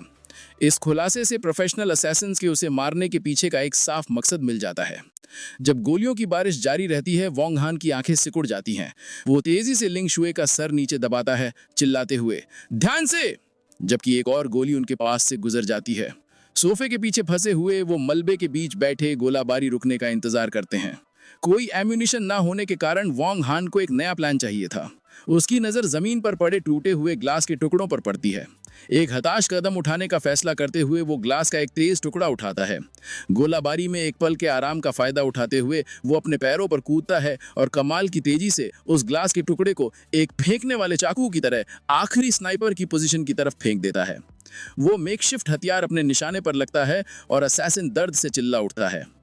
आखिरी स्नाइपर के गिरते ही तुरंत खतरा टल जाता है। वोंग हान खड़ा होता है और लिंग शुए से कहता है, अब तुम उठ सकती हो, सब सेफ है। आखिरकार उठकर वो उसे शक की निगाह से देखती है और सीधे उससे पूछती है, तुम्हारा डिलीवरी बॉय का काम जरूर एक कवर है, सच सच बताओ, तुम आखिर हो कौन? वोंग हान ठंडे अंदाज में उसके सवाल को टाल देता है, तुम्हें मेरी पहचान जानने की जरूरत नहीं है। उसकी इस रहस्यमयता से गुस्सा होकर वो उसे धमकी देती है कि वो सूची को सब कुछ बता देगी, लेकिन वो तेजी से अपने होठों पर उंगली रखता है उसे चुप कराने के लिए। उसका चेहरा गंभीर हो जाता है जब वो उसे चुप रहने की चेतावनी देता है। बाहर से कुछ आवाज आ रही है। लिंग शुए के चेहरे पर दहशत छा जाती है जब वो पूछती है, क्या अभी और दुश्मन बाकी हैं? घबराकर वो उसे पकड़ लेती है और पूछती है, अब हम क्या करेंगे? वो शांति से कहता है, चिंता मत करो, मैं जाके देखता हूँ। इस बीच नीचे चिन हाओ के 3 गुंडे बड़े बड़े चाकुओं के साथ विला में घुस जाते हैं। उनमें से एक वोंग हान को पहचान लेता है और सोचता है, एक डिलीवरी बॉय ऐसी जगह क्या कर रहा है? लीडर हंसता है, ये मानते हुए कि वो जरूर एक मामूली चोर होगा। ठीक तभी वोंग हान सीढ़ियों के ऊपर दिखाई देता है। वो हथियारबंद घुसपैठियों को नीचे देखता है और एक कैजुअल वेव के साथ उनका स्वागत करता है। एक कॉन्फिडेंट मुस्कान के साथ वो शांति से उन 3 हथियारबंद आदमियों से पूछता है, क्या तुम लोग मुझे ढूंढ रहे हो? मस्कुलर लीडर अपना चाकू वोंग हान की तरफ करता है, कहते हुए, हम भाई हाओ के आदमी हैं, हमें चिन हाओ ने भेजा है। वो वोंग हान पर उनके बॉस की औरत सूची के साथ सोने का इल्जाम लगाता है, जबकि दूसरा गुंडा बेसब्री से कहता है, बातें बंद कर और सीधे इसकी टांगें तोड़ दे। बिल्कुल बेफिक्र वोंग हान बस पूछता है, तो तुम लोग इस बारे में क्या करने वाले हो? उसके इस घमंड से गुस्सा होकर गुंडे गालियां देते हुए आगे बढ़ते हैं। फाइट बेहद छोटी थी। वोंग हान कमाल की तेजी से मूव करता है। पहले हमलावर को एक शक्तिशाली लात से रोकता है जो उसके चेहरे पर लगती है और उसका सर पीछे की तरफ मुड़ जाता है। कुछ ही सेकंड्स में 2 गुंडे बेहोश हो जाते हैं। सिर्फ उनका हैरान लीडर बचता है। वो मस्कुलर गुंडा विश्वास न करते हुए घूरता है। डिलीवरी गाइस के स्टैंडर्ड्स इतने हाई कब से हो गए? ये समझते हुए कि उसका सामना एक ट्रेंड मार्शल आर्टिस्ट से है। एक मामूली डिलीवरी गाय से हार ना मानते हुए वो गुस्से में चिल्लाता है और अपने चाकू के साथ वोंग हान पर हमला करता है। वोंग हान आसानी से उस अंधाधुंध वार के ऊपर से कूद जाता है और एक ही झटके में उस आदमी के हाथ पर एक तबाहकुन लात मारता है। इस वार से चाकू हवा में उड़ जाता है और गुंडा जमीन पर गिर जाता है। तीनों हमलावरों के हारने के बाद वोंग हान बिखरे हुए शरीरों के बीच खड़ा था। लिंग शू, जो सीढ़ियों के ऊपर से ये फाइट देख रही थी, आखिरकार दहशत में चिल्ला उठती है। इस आवाज से नीचे पड़ा लीडर, जो पिटा हुआ था लेकिन होश में था, अलर्ट हो जाता है। उसके चिल्लाने से गुस्सा होकर वो उठने की कोशिश करता है और एक मौका देखता है निहत्थी लिंगशू की तरफ लपकता हुआ। इससे पहले कि वो रिएक्ट कर पाती, वो उसे पकड़ लेता है और अपना चाकू उसके गले पर रख देता है, उसे बंधक बना लेता है। वो वोंग हान को घूरता है, अगर एक भी कदम आगे बढ़ाया तो इसे मार डालूंगा। डरी हुई लिंगशू उसे चेतावनी देती है, अगर तुमने मुझे हाथ लगाया तो मेरे दादा तुम्हें नहीं छोड़ेंगे। लेकिन वोंग हान बिल्कुल शांत रहता है। वो गुंडे को देखता है और एक ठंडी भावनाहीन आवाज में कहता है, मार दे, आगे बढ़। लिंगशू के गले पर लगे चाकू को नजरअंदाज करते हुए वोंग हान धीरे धीरे उस घबराए हुए गुंडे की तरफ बढ़ता है, उसे ताना मारते हुए, अब तक अपनी धमकी पर अमल क्यों नहीं किया। जब वोंग हान लगातार आगे बढ़ता रहता है तो वो ठंडे अंदाज में पूछता है, क्या तू डर गया? वो गुंडा पसीने से तरबतर और डरा हुआ उसे रुकने के लिए चिल्लाता है। एक पलक झपकते ही वोंग हैन उनके बीच की दूरी को एक झटके में तय कर लेता है। इससे पहले कि गुंडा रिएक्ट कर पाता, वोंग हैन तलवार के फ्लैट हिस्से को अपने अंगूठे और उंगली के बीच पकड़ लेता है, हथियार को पूरी तरह से रोक देता है। वो गुंडे को नफरत से देखता है और पूछता है, तुझे सच में लगता है कि तू इतना काबिल है कि मेरे सामने तलवार चला सके? गुंडा वोंग हैन की इस असंभव ताकत से शॉक हो जाता है, दहशत में समझते हुए कि वो तलवार को हिला भी नहीं सकता। वोंग हैन उसका मजाक उड़ाता रहता है, फिर से पूछते हुए, अब क्यों नहीं करता अपना काम? फिर सिर्फ अपनी उंगलियों के एक झटके से वो उस स्टील के ब्लेड को तोड़ देता है। मेटल के टुकड़े हवा में उड़ते हैं, जबकि गुंडा और लिंगशु हैरान होकर देखते रह जाते हैं। इससे पहले कि गुंडा संभल पाता, वोंग हैन उसे गले से पकड़ता है, उसे जमीन से ऊपर उठा लेता है और पूछता है, तुझ जैसा सड़ा हुआ झींगा मेरे सामने लड़ने के लायक भी है क्या? दम घुटने से गुंडा खुद को बचाने के लिए कहता है कि वो शक्तिशाली ब्लैक ड्रैगन सोसाइटी का मेंबर है। वोंग हैन इससे बिल्कुल भी प्रभावित नहीं होता और उसे टालते हुए पूछता है, तो क्या? और उस आदमी का सर जमीन पर पटक देता है, उसे बेहोश कर देता है। लेकिन गुंडा अचानक होश में आता है और एक नई चाल चलता है। वो उठकर गिड़गिड़ाने लगता है, वोंग हैन से कहते हुए कि वो अपराध के रास्ते पर ना जाए। इस अजीब अपील का कोई असर नहीं होता। वोंग हैन उस आदमी के चेहरे पर एक बेहद क्रूर लात मारता है, जिससे वो दर्द से चिल्ला उठता है और उसके मुंह से खून निकलता है। पूरी तरह से टूटा हुआ गुंडा दया की भीख मांगता है। वो वोंग हैन से रुकने की मिन्नत करता है, एक झूठी कहानी बनाते हुए कि उसकी 80 साल की मां है।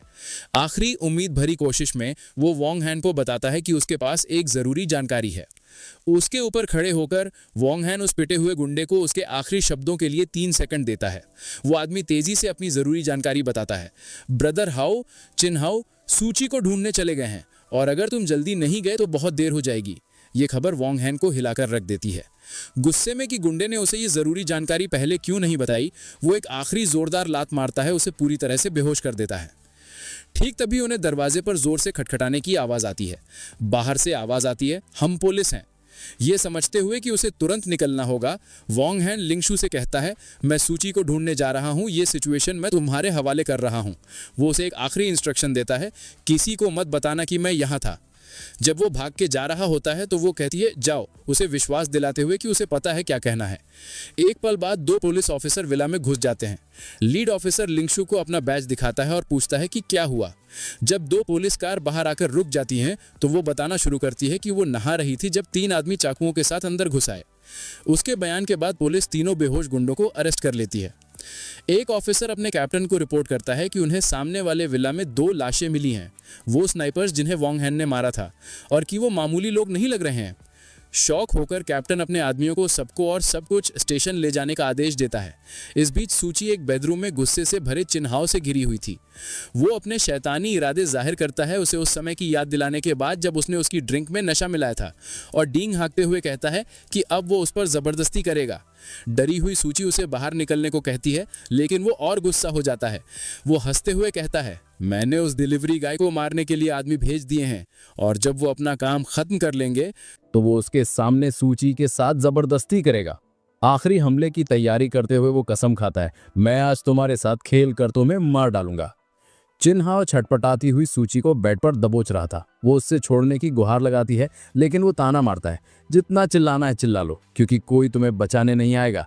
वो एक शैतानी मुस्कान के साथ कहता है कि डिलीवरी गाय अपने ही मसलों में उलझा हुआ है और आज वो उसकी इज्जत लूटेगा।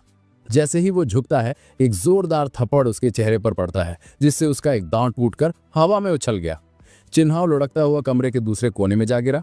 दरवाजे पर वोंग हान खड़ा था, जो गिरे हुए चिन्हाओं को देखकर ठंडे अंदाज में कहता है, लगता है तू जीने से उब गया है, जो तूने मेरी औरत पर हाथ डालने की हिम्मत की।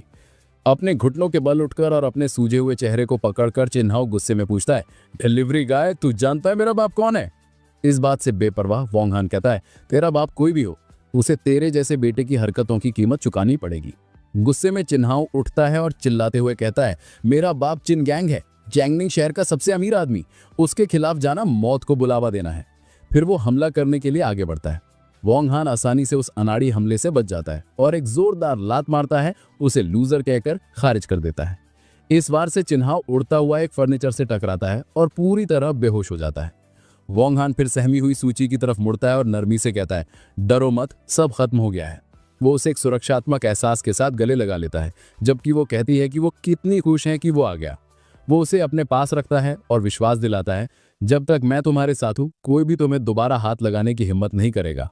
इस बीच पिटा हुआ चिन्हाव मुश्किल से उठता है और कमरे से बाहर लड़खड़ाता हुआ निकल जाता है और एक आखिरी धमकी बुदबुदाता है, बस इंतजार करो बदबूदार डिलीवरी गाय। जब तुरंत का खतरा टल जाता है तो सूची वोंग हान को देखती है और पूछती है, टाइम क्या हुआ है? कंफ्यूज होकर वो पूछता है, क्या हुआ? वो बताती है कि वो अपनी कंपनी में एक जरूरी मीटिंग के बारे में भूल ही गई थी और पूछती है कि क्या वो उसके साथ चलेगा।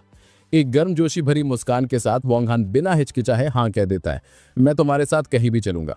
सूची और वोंग हान एक लाल स्पोर्ट्स कार में एक बड़ी मॉडर्न कॉर्पोरेट बिल्डिंग पर पहुंचते हैं। जैसे ही वो बाहर निकलते हैं एक आदमी सूची का अभिवादन करता है, प्रेसिडेंट लियू पहले से ही कॉन्फ्रेंस रूम में आपका इंतजार कर रही हैं। वो अंदर जाते हैं और सूची देर से आने के लिए एक बिजनेस सूट पहनी हुई महिला से माफी मांगती है। वो महिला प्रेसिडेंट लियू और कोई नहीं बल्कि वोंग हान की असिस्टेंट लियू यूए थी। वो उसे देखकर चौंक जाती है और लगभग उसे यंग मास्टर कहने ही वाली थी, लेकिन वोंग हान तेजी से एक इशारे से उसे रोक देता है। तेजी से सोचते हुए वो उसके कंधे पर हाथ रखता है और ऐसे प्रिटेंड करता है जैसे वे पुराने क्लासमेट्स हों। इससे सूची हैरान रह जाती है, जिसे विश्वास नहीं हो रहा था कि वोंग हान और शक्तिशाली प्रेसिडेंट लियू एक दूसरे को जानते हैं। सूची इस इत्तेफाक पर कमेंट करती है और लियू यूए घबराहट में हाँ कहती है। जब सब बैठ जाते हैं लियू यूए काम शुरू करने के लिए तैयार है और सूची शुरू करने के लिए सहमत हो जाती है, लेकिन जैसे ही वो शुरू करने वाले होते हैं दरवाजा जोर से खुलता है। सूची के दादा, उसके पिता और सू परिवार के 2 और आदमी अंदर आते हैं, प्रेसिडेंट लियू की चापलूसी करते हुए, और कहते हैं कि वो कितने सम्मानित महसूस कर रहे हैं। वो जोर देते हैं कि इतने जरूरी प्रोजेक्ट के लिए वो लापरवाही नहीं कर सकते। चौंकी हुई सूची अपने दादा से पूछती है कि वो यहाँ क्यों है और लियू यूए अदब से उनका अभिवादन करती है। दादा बताते हैं कि वो नए डिस्ट्रिक्ट प्रोजेक्ट को लेकर इतने एक्साइटेड थे कि वो सीधे यहाँ चले आए। उनका दोस्ताना बर्ताव तब गायब हो जाता है जब उनकी नजर वोंग हान पर पड़ती है। वो गुस्से में सूची से पूछते हैं, तुम इतनी जरूरी मीटिंग में एक बाहर वाले को क्यों लाई हो? सूची अपनी बात पर अडिग रहती है, अपने दादा को याद दिलाते हुए, क्योंकि मैं इस प्रोजेक्ट की इंचार्ज हूं तो ये मेरा हक है कि मैं किसे साथ लाऊं। इससे उसके पिता सू जानविया गुस्से में हो जाते हैं, जो उस पर चिल्लाते हैं, कब से तुम कंपनी के लिए बोलने लगी हो? वो उसे नीचा दिखाते हुए कहते हैं, तुम्हारे पास कोई क्वालिफिकेशन नहीं है, अपनी सीट अपने भाई के लिए छोड़ दो और जाओ प्रेसिडेंट लियू के लिए पानी लेकर आओ। आखिर में एक और आदमी सूची का अंकल सू जियानझांग आखिरी वार करता है। वो घमंड से सूची से कहता है, अब से कंपनी के सारे मामले सूले को सौंप दिए जाने चाहिए। तुम्हारी शादी जल्द ही होने वाली है, अपनी जगह समझो। जब सू परिवार सूची को किनारे करने की कोशिश करता है, वोंग हान आखिरकार बोलता है। अपने हाथ सीने पर बांधे और एक तेज नजर के साथ वो उनसे पूछता है, तुम लोग समझते क्या हो खुद को? ये प्रोजेक्ट शुरू में सूची को दिया गया था, आप लोग उससे उसका हक नहीं छीन सकते। इससे सूची के दादा गुस्सा हो जाते हैं, जो वोंग हान पर चिल्लाते हैं, चुप रहो, तुम्हें यहाँ बोलने का कोई हक नहीं है। सू ले भी एक घमंडी मुस्कान के साथ शामिल हो जाता है, सूची का मजाक उड़ाते हुए कि उसका बॉयफ्रेंड एक डिलीवरी गाय है। फिर वो अपने दादा को बताता है, मैंने सुना है कि वो इस आदमी के बच्चे की माँ भी बनने वाली है। ये खुलासा दादा को गुस्से से भर देता है। वो वोंग हान की तरफ इशारा करते हैं और सूची को आदेश देते हैं कि इस घटिया कचरे को तुरंत बाहर निकालो, ऐलान करते हुए कि वो और उसका कुत्ता कंपनी से बैंड है। सूची वोंग हान के बचाव में कूदती है, ये कहते हुए, इससे फर्क नहीं पड़ता कि वो क्या करता है, क्योंकि वो ईमानदारी से पैसे कमाता है और आपको उनका अपमान करने का कोई हक नहीं है। उसका विरोध उस बुजुर्ग आदमी को और गुस्सा दिलाता है। ये देखते हुए कि सिचुएशन बिगड़ रही है, वोंग हान सूची के साथ जाने के लिए उठता है। वो अपने परिवार से कहता है, तुम लोग बेशर्म हो, और अपनी शर्त दोहराता है, ये प्रोजेक्ट सिर्फ सूची ही हैंडल करेगी। दादा उससे भिड़ जाते हैं, एक मामूली डिलीवरी गाय को डिमांड रखने का क्या हक है? जवाब देने के बजाय वोंग हान घबराई हुई लियूये की तरफ मुड़ता है। वो उसे आराम से ओल्ड क्लासमेट कहता है और उसे एक एहसान करने को कहता है। वो कहता है, सूची मेरी मंगेतर है और ये प्रोजेक्ट सिर्फ उसे ही दिया जाना चाहिए। उसकी कमांडिंग नजरों के दबाव में लियू यूए ना कहते हुए भी मान जाती है। सूले चौंक जाता है और बहस करने की कोशिश करता है, प्रेसिडेंट लियू को बताते हुए कि सूची गैर जिम्मेदार है और कंपनी के बारे में कुछ नहीं जानती। जोर देकर कहते हैं कि वो एक बेहतर विकल्प होगा, लेकिन लियू यूए वोंग हान के आदेशों का पालन करते हुए उसे नजरअंदाज करती है और सीधे दादा से बात करती है। वो कहती है कि उसकी कंपनी सिर्फ सूची के साथ काम करेगी। अगर सू परिवार सहमत नहीं हो सकता तो हम कोई और पार्टनर ढूंढ लेंगे। दादा हैरान रह जाते हैं और उसके बॉस से बात करने की मांग करते हैं। लियू यूए एक आखिरी और सबसे करारी चोट करती है। वो उन्हें बताती है कि उसके पास पूरा अधिकार है और वो परिवार के मुखिया उसके बॉस से मिलने के लायक नहीं है। ये कठोर शब्द उस बुजुर्ग आदमी को पसीने से तरबतर कर देते हैं और वो बिल्कुल चुप हो जाता है। अपने परिवार के सामने पूरी तरह से हारा और अपमानित महसूस करता है। पूरी तरह से हारकर सूची के अंकल सू जियानझांग तेजी से अपना सुर बदलते हैं। वो प्रेसिडेंट लियू से कहते हैं गुस्सा मत होइए, और उन्हें विश्वास दिलाते हैं कि वो उनकी मांगे पूरी करेंगे, सूची को इंचार्ज बनाने के लिए सहमत होते हुए। उसके ससुर भी सहमत होते हैं, कहते हैं जब तक हमें पार्टनरशिप मिलती है तो ठीक है, अगर सूची ही इसे करें। संतुष्ट होकर लियू युए कहती है कि वो आज ही कॉन्ट्रैक्ट साइन करेंगे। अब कंट्रोल अपने हाथ में लेते हुए लियू युए सूची के पास खड़ी होती है और बाकी सू परिवार को भेज देती है। वो उन्हें कहती है मुझे और सूची को कॉन्ट्रैक्ट की डिटेल्स अकेले में डिस्कस करनी है, आप लोग जा सकते हैं। विरोध करने की कोई शक्ति ना होने के कारण सू जियान ने सिर्फ सहमत हो सकता है और वो अपने हैरान ससुर को कमरे से बाहर ले जाने में मदद करता है। जब हारे हुए आदमी बाहर निकलते हैं, सू ले अपने पिता से विरोध करने की कोशिश करता है, लेकिन उसे जल्दी से चुप करा के बाहर भेज दिया जाता है। जब वो चले जाते हैं, वोंग हान दरवाजे को बंद होते हुए एक मुस्कान के साथ देखता है, सोचते हुए क्या जोकर्स हैं ये लोग, खुद चलकर अपनी बेइज्जती करवाने आए थे। लियू युए फिर प्रोफेशनल तरीके से कॉन्ट्रैक्ट सूची को रिव्यू करने के लिए देती है। इस बीच कहीं और एक ऑफिस में गुस्से में भरा सूले अपने पिता सू जियानजैंग से भिड़ जाता है, पूछते हुए आपने उस सूची को इंचार्ज कैसे बनने दिया। सू जियानजैंग शांति से अपनी डेस्क पर बैठा उसे चिंता ना करने को कहता है, मेरे पास एक प्लान है। जब सूले अपने चाचा सू जियानये को जाने को कहता है तो उसका पिता उसे रोकता है, हम सब एक ही तरफ हैं। फिर वो एक चौंकाने वाला पारिवारिक राज खोलता है, सूची मेरी असली बेटी नहीं है। सूले और सू जियानये दोनों हैरान रह जाते हैं। सू जियानजैंग पूछता है कि क्या उसकी भाभी ने उसे धोखा दिया, लेकिन सू जियानये सच बताता है। वो बताता है मेरी पत्नी यांग हुईमेन बच्चे पैदा नहीं कर सकती थी, इसलिए हमने सूची को गोद लिया था। फिर वो शिकायत करता है और अब उसने एक डिलीवरी गाय के साथ उलझकर परिवार को शर्मिंदा कर दिया है। सोच में डूबा सू जियानजैंग पूछता है, सूची के असली माता पिता कौन हैं? सू जियानये इस सवाल को टाल देता है, मुझे नहीं पता, शायद वो मर चुके हैं, उसके पास बस एक बेकार जेड पेंडेंट था। बेसब्र सूले बीच में बोलता है, अपने पिता का प्लान सुनने के लिए उत्सुक। एक शैतानी मुस्कान के साथ सू जियानजैंग अपनी स्कीम बताता है। वो कहता है अभी इंतजार करो और सूची को प्रोजेक्ट संभालने दो, जब वो सारी मेहनत कर लेगी तो मेरे पास उससे वो छीनने का एक तरीका है। प्लॉट को समझते हुए सूले के चेहरे पर एक कॉन्फिडेंट शातिर मुस्कान आ जाती है। सूट पहने और हाथ में सिगरेट लिए वोंग हान ड्यूटी पर खड़े 2 सिक्योरिटी गार्ड्स के पास जाता है और लाइट मांगता है। एक भारी भरकम गार्ड उसे लाइटर देता है। वोंग हान के फॉर्मल कपड़े देखकर गार्ड सोचता है कि वो इंटरव्यू के लिए आया है, पर वोंग हान मना कर देता है। जिज्ञासा से गार्ड पूछता है, तो फिर तुम यहाँ क्या कर रहे हो? बहुत आराम से वोंग हान बताता है कि वो एक डिलीवरी गाय है। ये सुनकर दोनों गार्ड जोर से हंस पड़ते हैं। उनमें से एक मजाक करता है, डिलीवरी गाय और सिक्योरिटी गार्ड्स तो उम्र भर के दुश्मन होते हैं। वोंग हान हल्का हंसता है, लेकिन फिर देखता है कि दोनों गार्ड्स अचानक गंभीर होकर सीधे खड़े हो गए हैं। वो पूछता है, क्या हो रहा है? अचानक गार्ड सख्त मुद्रा में खड़े हो जाते हैं। एक दूसरे से कहता है, प्रेसिडेंट सू आ गई है। भारी भरकम गार्ड प्रशंसा से समझाता है कि प्रेसिडेंट सू कंपनी की सबसे सुंदर महिला है और उन्हें रोज देखना उसे काम करने की प्रेरणा देता है। वोंग हान उन पर हंसता है कि वे एक औरत के लिए इतना उत्साहित हो रहे हैं। नाराज गार्ड उसे कहता है, इतना ऊंचा मत बन, याद रख कि एक डिलीवरी गाय होकर तो हमसे बेहतर नहीं है।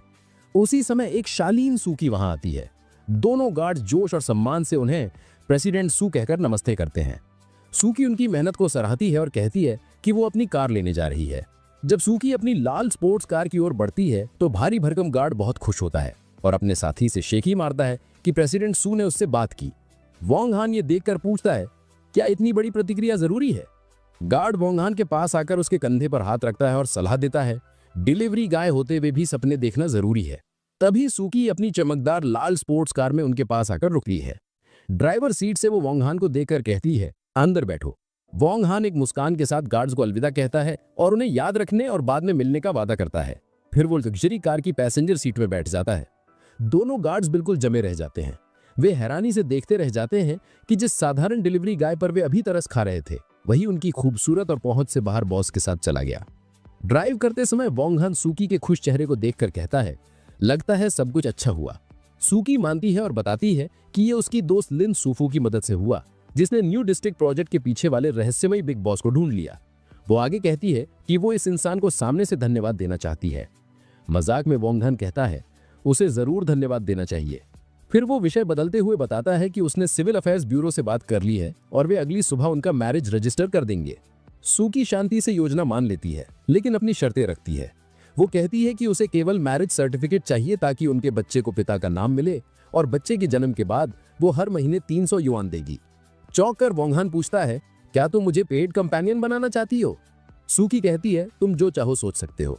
आत्मविश्वास से मुस्कुराते हुए वोंगहान हाथ बांध कर कहता है, अगर तुम सच में मुझे रखना चाहती हो तो 300 बहुत कम है। उसका जवाब सुनकर सूकी गुस्से में आ जाती है। वो कहती है, ज्यादा मत बढ़ो, एक डिलीवरी गाय महीने में कितना कमा सकता है? 300 काफी है। गुस्से में वो एक्सेलरेटर पर जोर देती है और लाल स्पोर्ट्स कार शहर की सड़क पर तेज दौड़ने लगती है।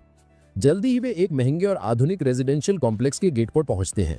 गाड़ी पार्क करने के बाद वोंगहान उतर के दरवाजे से टिक कर सूकी को चढ़ाते हुए कहता है, लगता है तुम्हें रास्ता अच्छे से पता है और तुमने मेरे घर का रास्ता याद कर लिया है। परेशान होकर वो जवाब देती है, जीपीएस हो तो कहीं भी जाया जा सकता है। कॉम्प्लेक्स के अंदर चलते समय वोंगहान का फोन बजने लगता है। वो सुकी से कहता है, थोड़ा रुको, मुझे कॉल उठानी है। वोंगहान आराम से कॉल उठाकर बूढ़े आदमी से पूछता है, क्या हो रहा है? सामने वाला बताता है कि एक शिपमेंट को ब्लैक ड्रैगन सोसाइटी ने पकड़ लिया है और उसे ये मामला संभालना होगा। वो ये भी बताता है कि समस्या हल करने के लिए एक कार्ड उसके दरवाजे पर छोड़ा गया है। वोंगहान आत्मविश्वास से मान लेता है और वादा करता है कि अगले दिन दोपहर तक सब ठीक कर देगा। फिर कॉलर अचानक विषय बदलता है और पूछता है, क्या तुम सच में शादी कर रहे हो? ये सुनकर वोंगहान चौंक जाता है और गुस्से में पूछता है, ये बात किसने बताई? बूढ़ा आदमी बताता है कि लिंकिंग यूनियन ने कहा है और आरोप लगाता है कि वोंगहान बिना इजाजत शादी करने की कोशिश कर रहा है। वो डांटते हुए पूछता है, इतनी अमीर लड़कियों को छोड़कर तुम सू परिवार की छोटी लड़की से क्यों शादी करना चाहते हो? वोंगहान माहौल शांत करने की कोशिश करता है और समझाने लगता है, लेकिन बूढ़ा आदमी बीच में ही काट कर कहता है, कोई स्पष्टीकरण की जरूरत नहीं है। वो एक डरावनी खबर देता है कि उसकी बड़ी बहन अगले दिन खुद उससे सवाल करने आ रही है और उसे तैयार रहना चाहिए। ये सुनकर वोंगहान घबरा जाता है। वो विनती करता है, इतना सख्त मत बनो, क्या मैं उसकी मुलाकात से बच सकता हूँ? लेकिन कॉल अचानक खत्म हो जाता है। गुस्से और तनाव में वोंगहान फोन काटता है और बड़बड़ाता है कि वो उस बूढ़े आदमी से बदला लेगा।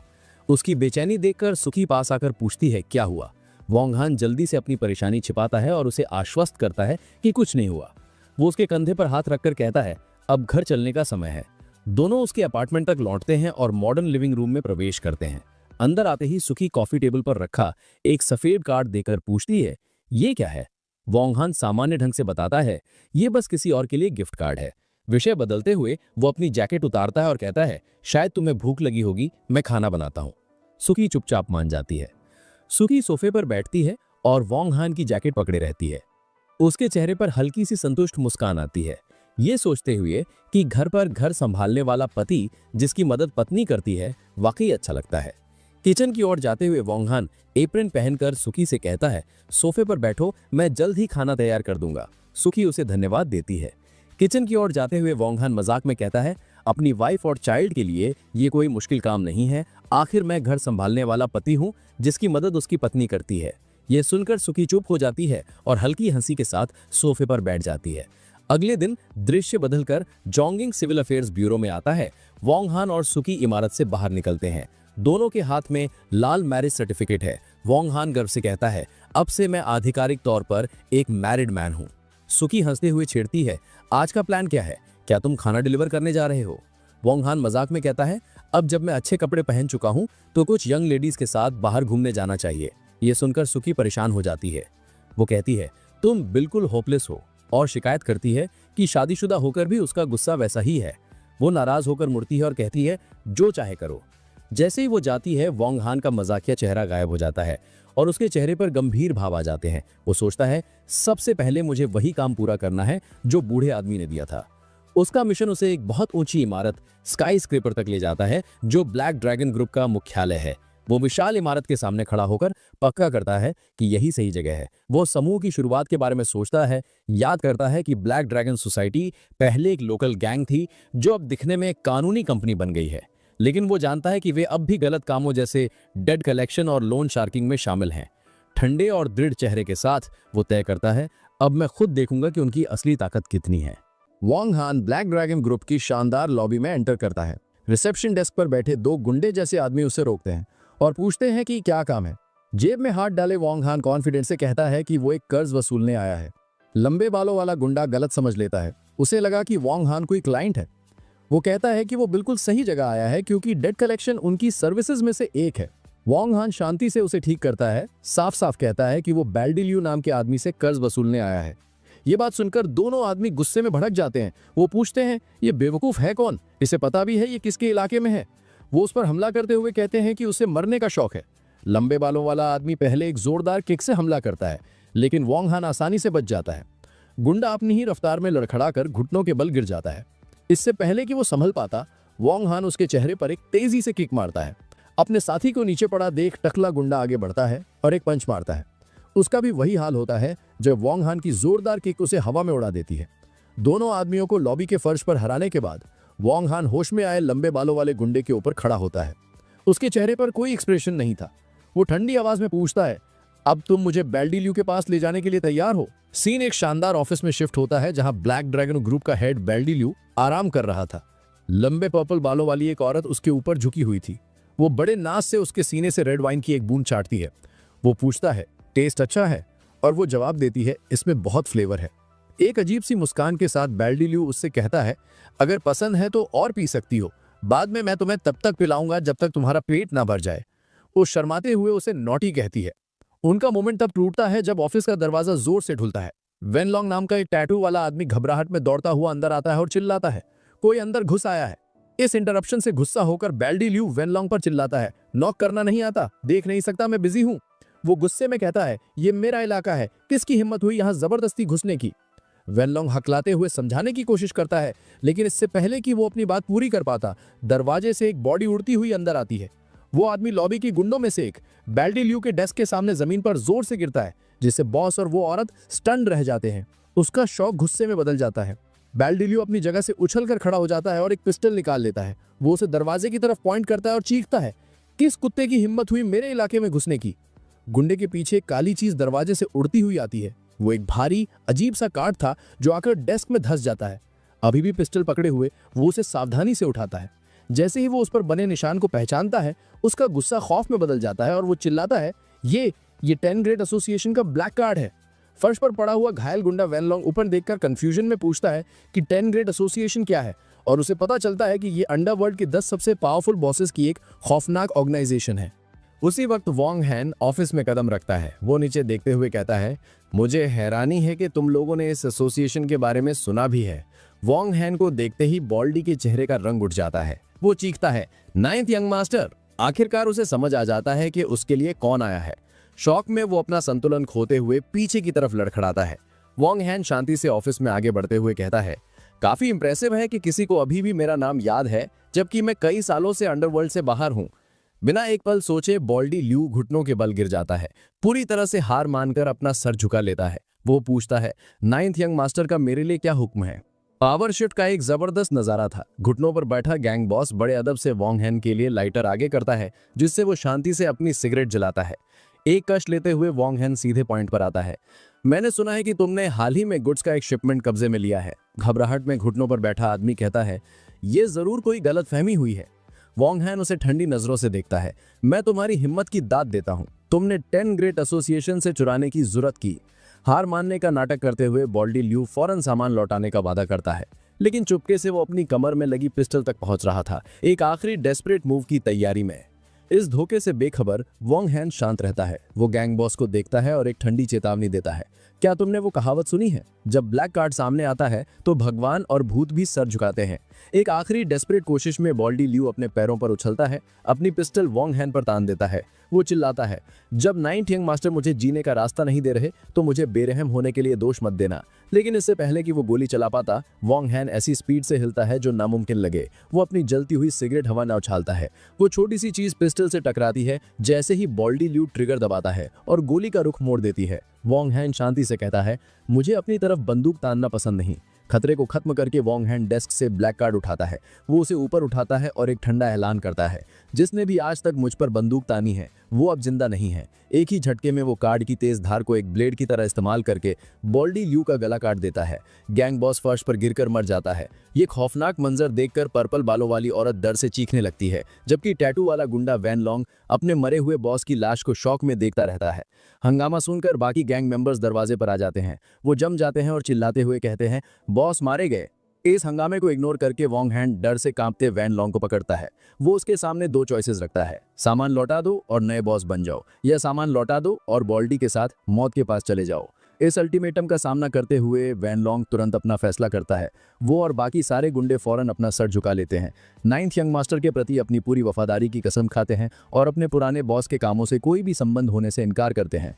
संतुष्ट होकर वॉन्ग हैन उनकी कसम को एक्सेप्ट करता है और शांति से किसी को उसे उसके शिपमेंट तक ले जाने का ऑर्डर देता है। उसका मिशन अब पूरा हो चुका था। ब्लैक ड्रैगन ग्रुप के इम्पोजिंग हेडक्वार्टर्स के बाहर एक गाड़ी आकर रुकती है। चिन्हाओ बाहर निकलता है। उसके साथ बैसाखी पर एक गुंडा था जिसे भारी पट्टियां बंधी थीं।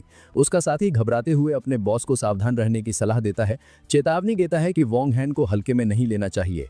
लेकिन गुस्से में अंधा चिन्हाओ सलाह को अनसुना कर देता है और कहता है कि वो आज वॉन्ग हैन को मारकर ही रहेगा, चाहे कुछ भी हो जाए। वो एंट्रेंस की तरफ तूफान की तरह बढ़ता है, चिल्लाते हुए कहता है, मैं ब्लैक ड्रैगन सोसाइटी के बॉस से मिलने आया हूँ। उसका चेहरा गुस्से से बिगड़ा हुआ था। वो कसम खाता है कि जब तक गैंग का बॉस ओल्ड ल्यू उस बदबूदार डिलीवरी गाय को उसके लिए रास्ते से नहीं हटा देगा, वो कोई भी कीमत चुकाने को तैयार है। इसी बीच ऑफिस के अंदर नई हायरार्की बन चुकी थी। वॉन्ग हैन जमा हुए गैंग मेंबर्स के सामने खड़ा था और वैन लॉन्ग को नया लीडर नियुक्त करता है। वो ऐलान करता है कि वैन लॉन्ग अब ब्लैक ड्रैगन ग्रुप का इंचार्ज है और जो भी उसे फॉलो करेगा उसका भविष्य उज्जवल होगा। बाकी गैंग मेंबर्स जल्दी से इस बात को मान लेते हैं, अपने नए लीडर को इज्जत से बुलाते हैं। जैसे ही नया ऑर्डर सेट होता है, चिन्हाओ ऑफिस में घुसता है, चिल्लाते हुए, ओल्ड ल्यू।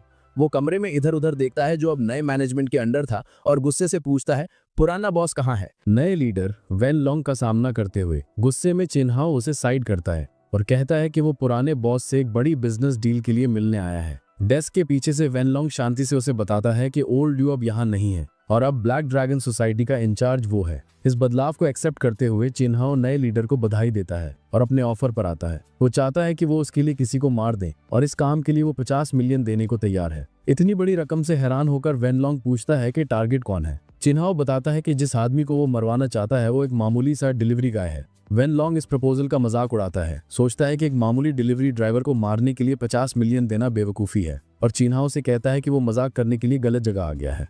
गुस्से में चिन्हाओ कहता है कि वो मजाक नहीं कर रहा। वो गुस्से से समझाता है कि उस डिलीवरी गाय ने उसे बेहोश होने तक मारा और उसकी औरत छीन ली और इसलिए उसे मरना ही होगा। एक फायदेमंद मौका देखते हुए वैन लॉन्ग इस बात से खुश होता है कि बॉस बनते ही उसकी पहली बड़ी डील इतनी जल्दी आ गई।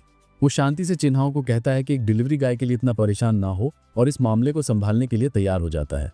चिन्हाओ जिद करता है कि उसे उनके साथ जाना है क्योंकि वो टारगेट के रहने की जगह जानता है और अपनी आंखों से उसकी मौत देखना चाहता है। वैन लॉन्ग आसानी से मान जाता है, वादा करता है कि वो अपने आदमियों को इकट्ठा करेगा और मामले को चिन्हाओ की तसल्ली के मुताबिक संभालेगा। कॉन्फिडेंस से वो अपने आदमियों को बुलाता है, ऐलान करते हुए कि वो सब चिन्हाओ का बदला लेने में मदद करेंगे। उसके आदमी एक साथ वफादारी से जवाब देते हैं, यस ब्रदर लॉन्ग। सीन वापस XX फूड डिलीवरी सेंटर पर शिफ्ट होता है जहां वॉन्ग हान अपनी दिन की नौकरी पर लौट आया है। अपनी यूनिफॉर्म में उसके को-वर्कर्स उससे मिलते हैं और बताते हैं कि वो कई दिनों से गायब था और बॉस उसे ढूंढ रहे थे। वॉन्ग हान शांति से उन्हें बताता है कि वो कुछ डिलीवरीज पूरी करने के बाद बॉस से मिल लेगा। उसके को-वर्कर्स गाड़ी चलाकर निकल जाते हैं उसे अलविदा कहते हुए। वो अपनी लाल मोटरसाइकिल पर बैठता है एकदम कूल कॉन्फिडेंस के साथ। लेकिन जब वो गाड़ी चला रहा होता है तभी अचानक एक काली वैन तेजी से मुड़ती है और उसका रास्ता काट देती है। वैन का साइड डोर खुलता है और गुस्से से भरा चिन्हाओ हाथ में एक भारी मेटल का पाइप लिए बाहर निकलता है। वो वॉन्ग हान को घूरता है और ताना मारते हुए कहता है, शर्त लगाता हूं तुमने सोचा भी नहीं होगा कि तुम इतनी जल्दी पकड़े जाओगे। शांति से खड़े होकर वॉन्ग हान अपने बदला लेने वाले दुश्मन को देखता है और मानता है कि यह सामना थोड़ा अनएक्सपेक्टेड था। गुस्से में अंधा चिन्हाओ भारी पाइप घुमाते हुए आगे बढ़ता है। वो चिल्लाता है, मैं आज तुझे घुटनों पर लाकर रुलाऊंगा। लेकिन वॉन्ग हान बिल्कुल शांति से उस क्लमजी हमले से आसानी से बच जाता है। जैसे ही चिन्हाओ लड़खड़ा कर आगे निकलता है, वॉन्ग हान अपनी जलती हुई सिगरेट को बिल्कुल सही निशाने के साथ उछालता है जो सीधे चिन्हाओ के खुले मुंह में जा गिरती है। अचानक दर्द और शौक से चिन्हाओ चीख पड़ता है। इससे पहले कि वो संभल पाता, वॉन्ग हान उसे ताना मारता है, क्या तुम ही थे जो घुटनों पर आना चाहते थे? फिर वो चिन्हाओ के पेट में एक जोरदार घुटना मारता है। उसके बाद उसकी पीठ पर एक जबरदस्त कोहनी और चिल्लाता है, मैं तुझे घुटनों पर लाऊंगा। ये हमले उसके लिए बहुत ज्यादा थे और चिन्हाओ दर्द से घुटनों के बल गिर जाता है। बेइज्जत होकर चिन्हाओ टैटू वाले गैंग लीडर वैन लॉन्ग पर चिल्लाता है, तुम किसका इंतजार कर रहे हो? तुम्हें यहाँ खड़े रहने के लिए पैसे नहीं दिए गए हैं। इशारे पर वैन लॉन्ग और उसके आदमी वैन से बाहर निकलते हैं। एक घमंडी एक्सप्रेशन के साथ सिगार जलाते हुए वैन लॉन्ग कहता है, मैं ये देखने के लिए क्यूरियस हूँ कि क्या सारे डिलीवरी गाइज इसके जैसे ही टफ होते हैं। जमीन से चिन्हाओ एक घुर्रिम सा ऑर्डर देता है, कहता है कि वोंग हान को जल्दी ना मारे। वो चाहता है कि उसे धीरे धीरे तड़पाया जाए ताकि वो मौत से भी बदतर सजा झेले। वैन लॉन्ग वोंग हान के पास जाता है और उसके कंधे पर एक जाना पहचाना हाथ रखता है। उसे नीचा दिखाते हुए दोस्त कहता है, लेकिन जैसे ही वोंग हान अपना सर घुमाता है, वैन लॉन्ग की घमंडी मुस्कान गायब हो जाती है और उसकी जगह साफ शौक और खौफ ले लेता है जब आखिरकार वो पहचान जाता है कि वो किसका सामना कर रहा है। तुरंत रिएक्ट करते हुए वोंग हान गुस्से से पूछता है, तुम किसे दोस्त बुला रहे हो? वो वैन लॉन्ग का सर पकड़ता है और बेरहमी से उसका चेहरा उसके ही जलते हुए सिगार पर दे मारता है, जिससे वो जल जाता है। डरे हुए और घायल गैंग लीडर के ऊपर खड़े होकर वोंग हान उसे ताना मारता है, कुछ मिनट नया बॉस बनकर तुम ज्यादा ही अकड़ में आ गए हो।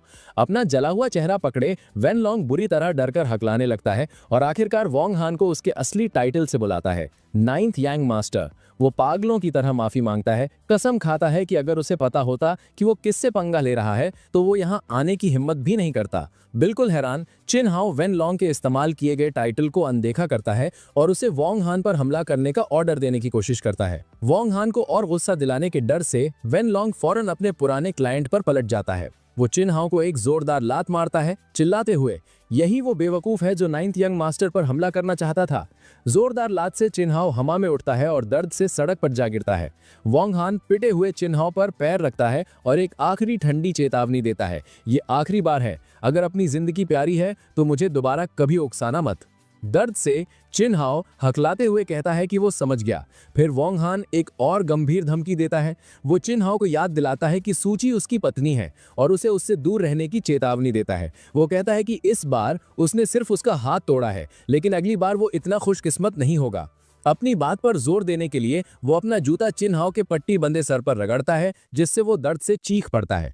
सिचुएशन संभालने के बाद वोंग हान अपना फोन निकालता है और शिकायत करता है कि वो फिर से लेट होने वाला है।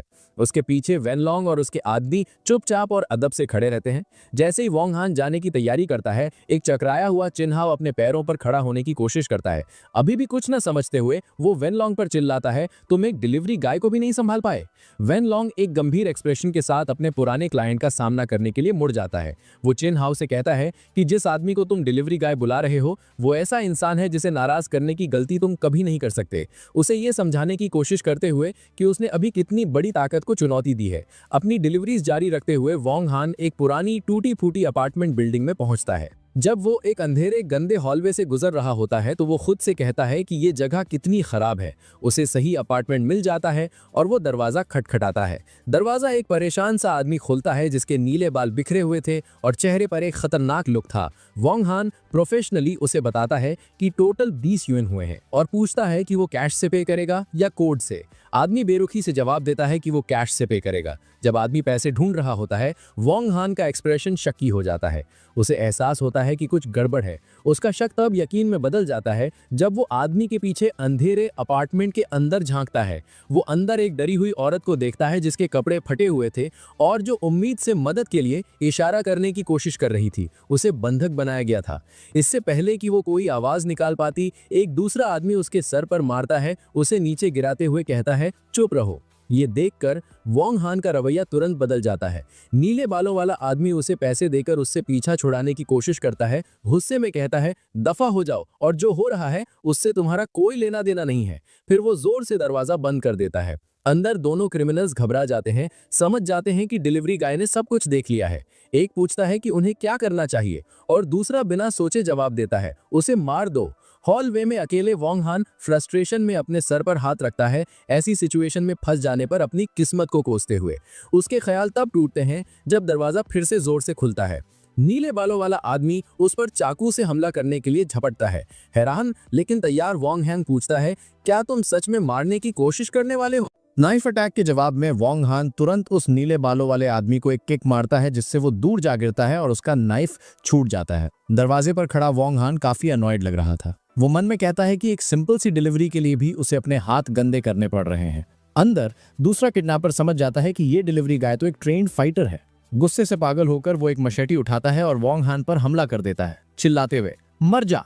बिना घबराए वोंग हान बड़ी आसानी से उस अटैक को रोक देता है। वो उस आदमी की कलाई पकड़ता है और उसकी पैथेटिक स्किल्स का मजाक उड़ाता है। फिर वो उसके चेहरे पर एक ब्रूटल एल्बो मारता है, जिससे वो जमीन पर गिर जाता है और मदद के लिए रोने लगता है। दोनों आदमियों को न्यूट्रलाइज करने के बाद वोंग हान दरवाजे को किक मारकर बंद करता है और अपनी सीरियस नजरों से विक्टिम की तरफ देखता है। वो देखता है कि एक डरी सहमी लड़की बेड पर बंधी हुई है और कमजोर आवाज में हेल्प मांग रही है। वो उसके पास जाकर उसे खोलने लगता है और नरमी से पूछता है, क्या तुम चल सकती हो? जब वो हाँ कहती है तो वो अपना जैकेट उतारकर उसके कंधों पर डाल देता है। वो उसे बताता है कि उसने पुलिस को पहले ही कॉल कर दिया है और ऑफर करता है कि वो उसकी फैमिली को भी कॉल कर देगा ताकि वो उसे पिकअप कर ले। वो लड़की मान जाती है। फिर वो कहता है कि वो बाहर जा रहा है ताकि उन दोनों आदमियों को बांध सके, जिससे वो एस्केप ना कर पाए। वो उसे उसका फोन दे देता है। वोंग हान उन दोनों किडनैपर्स के ऊपर खड़ा होता है जो अब जमीन पर पीठ से पीठ मिलाकर बंधे हुए थे। वो कहता है, तुम जैसे ब्रैट्स यही डिजर्व करते हो, मुझसे पंगा लेने का अंजाम। बचाई हुई लड़की उसके पास आती है, इस बात से इंप्रेस होकर कि उसने अकेले ही दोनों को संभाल लिया। वो उसे बचाने के लिए थैंक्स कहती है और अपना इंट्रो देती है। मेरा नाम श्याओ वान जिंग है। वोंग हान हम्बली जवाब देता है कि ये कोई बड़ी बात नहीं थी और अपना नाम बताता है। श्याओ वान जिंग, जिसने शायद अभी अपनी फैमिली को कॉल किया था, अपने फोन की स्क्रीन को हैरानी से देखती है। ऐसा लगता है कि एक इनकमिंग कॉल ने उसे इंटरप्ट कर दिया है। वो फोन वापस वोंग हान को पकड़ा देती है। वो प्रोफेशनली फोन उठाता है, लेकिन दूसरी तरफ से एक औरत की गुस्से भरी आवाज आती है जो उसे डांटने लगती है। तुम इतने बोल्ड हो गए हो कि फैमिली को बताए बिना शादी कर लोगे? वोंग हान के चेहरे पर पैनिक आ जाता है और वो हकलाने लगता है। वो पहचान जाता है कि ये उसकी बड़ी बहन है। वो औरत उसे कमांड देती है कि वो उससे आज रात जैंगनिंग में मिले और अपनी नई फियोंसे को भी साथ लाए। वो बस घबराते हुए ठीक है बोल पाता है। उसके अचानक फोन काटने के बाद वोंग हान परेशान होकर बड़बड़ाता है, ये हमेशा बिना वार्निंग दिए फोन काट देती है। उसी पल दरवाजा जोर से खुलता है और एक बुजुर्ग आदमी 2 पुलिस ऑफिसर्स के साथ अंदर आता है और श्याओ वानजिंग का नाम चिल्लाता है। खुशी से पागल होकर श्याओ वानजिंग पापा चिल्लाती है और उनकी तरफ भागती है। वोंग हान उन बंधे हुए क्रिमिनल्स के पास शांति से खड़ा रहता है। उसके फादर उसे सुकून की सांस लेते हुए जोर से गले लगा लेते हैं और परेशानी से पूछते हैं, तुम्हें चोट तो नहीं लगी? श्याओ वानजिंग अपने वरिड फादर को तसल्ली देती है कि वो बिल्कुल ठीक है और वोंग हान की तरफ इशारा करके बताती है, इन्होंने मुझे बचाया। जब 2 पुलिस ऑफिसर्स उन बंधे हुए क्रिमिनल्स को पकड़ते हैं तो एक लीड ऑफिसर उन्हें ले जाने का ऑर्डर देता है। वोंग हान पास खड़ा कहता है, इन्हें मैंने ही नॉकआउट किया था। श्याओ वानजिंग के फादर वोंग हान के पास आते हैं और अपनी बेटी को बचाने के लिए उनका शुक्रिया अदा करते हैं। वो पूछते हैं, क्या तुमने ही इन दोनों गुंडों को काबू किया? वोंग हान बस हाँ में जवाब देता है।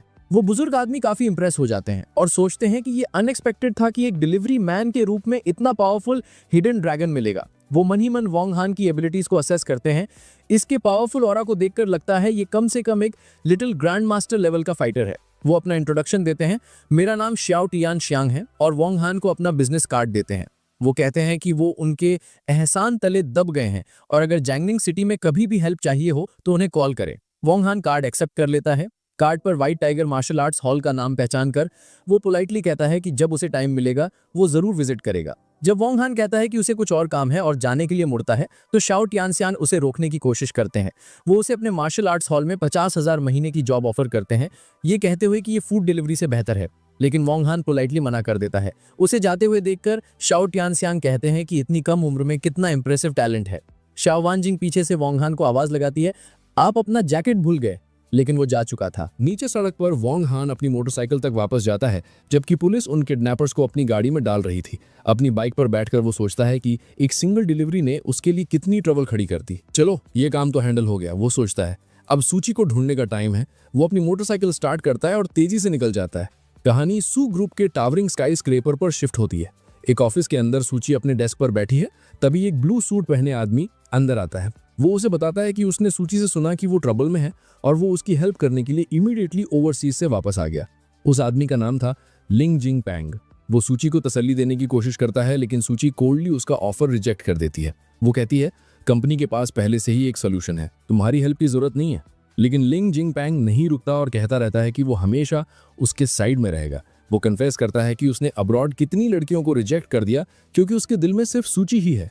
अनॉयड होकर सूची खड़ी हो जाती है और डिमांड करती है कि वो उससे दूर रहे और उसे उसके प्रॉपर नाम सूची से बुलाए, लेकिन वो उसे इग्नोर कर देता है और उसका हाथ पकड़ लेता है। जिद करते हुए कहता है कि वो उसकी वुमन बन जाए और प्रॉमिस करता है कि वो उसे सब कुछ देगा। जब सूची का पेशेंस खत्म हो जाता है, वो उसे चेहरे पर जोर से एक थप्पड़ मारती है।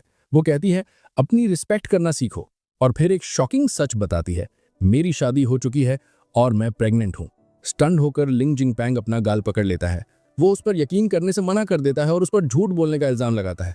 बिल्कुल उसी वक्त ऑफिस का दरवाजा खुलता है और वोंग हान हाथ में 2 फूड कंटेनर्स लिए अंदर आता है। वो इस पूरे सीन को देखता है और अपने मन में कहता है, लगता है मेरे लव राइवल्स को ज्यादा ही हैं। मौके का फायदा उठाते हुए सूची उस टर्न लिंग जिंग पैंग के पास जाती है और वोंग हान को डांटने लगती है कि वो बिना नॉक के अंदर क्यों आया। वो ऐसे प्रिटेंड करती है जैसे वोंग हान एक डिसोबीडियंट एम्प्लॉय हो। वोंग हान भी एक्टिंग में उसका साथ देता है और पूछता है क्या हुआ। सूची फिर वोंग हान के पास जाती है और उसका हाथ पकड़ लेती है। वो लिंग जिंग पैंग को एक्सप्लेन करती है कि वोंग हान उसके लिए खाना लाया है क्योंकि वो प्रेगनेंसी में भूखी नहीं रह सकती। फिर उस शॉक्ड आदमी की तरफ देखकर वो फॉर्मली इंट्रोड्यूस कराती है, ये वोंग हान है मेरा हस्बैंड। जैसे ही वो हस्बैंड लव्स कहती है उसे एक वार्म फीलिंग महसूस होती है और वो एक जेंटल स्माइल के साथ वोंग हान का सहारा ले लेती है। लिंग जिंग पैंग ये सुनकर टूट जाता है। वो उस कपल की तरफ अपनी कांपती हुई उंगली उठाता है और यकीन न करते हुए पूछता है, ये सच में तुम्हारा हस्बैंड है? वोंग हान प्रोटेक्टिवली सूची के आगे आता है और कहता है, दरवाजा वहां है, मैं और मेरी वाइफ अकेले अपना लंच एंजॉय करना चाहते हैं। जैसे ही लिंग जिंग पैंग प्रोटेस्ट करने की कोशिश करता है, वोंग हान अपनी बात दोहराता है और दोनों उसकी तरफ पीट कर लेते हैं। हार मानकर लिंग जिंग पैंग गुस्से में वहां से चला जाता है, ये कहते हुए कि वो हार नहीं मानेगा।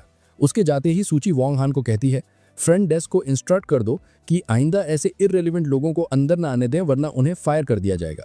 उस अनवेलकम गेस्ट के जाने के बाद वोंग हान खाना टेबल पर रखता है। वो हंसते हुए कमेंट करता है, मेरा राइवल तो काफी वीक निकला, मेरे कुछ करने से पहले ही भाग गया। जब वो खाने बैठते हैं, वोंग हान सूची के पीछे खड़े होकर उसके शोल्डर्स मसाज करने लगता है। सूची कहती है, लिंग जिंग पैंग तुम्हारा लव राइवल नहीं है क्योंकि हमारे बीच कोई फीलिंग्स नहीं है। वोंग हान बस मुस्कुराता है और कहता है कि वो समझ गया। जैसे ही सूची खाना शुरू करती है, वोंग हान मजाक में उसके फूड कंटेनर का लिड बंद कर देता है।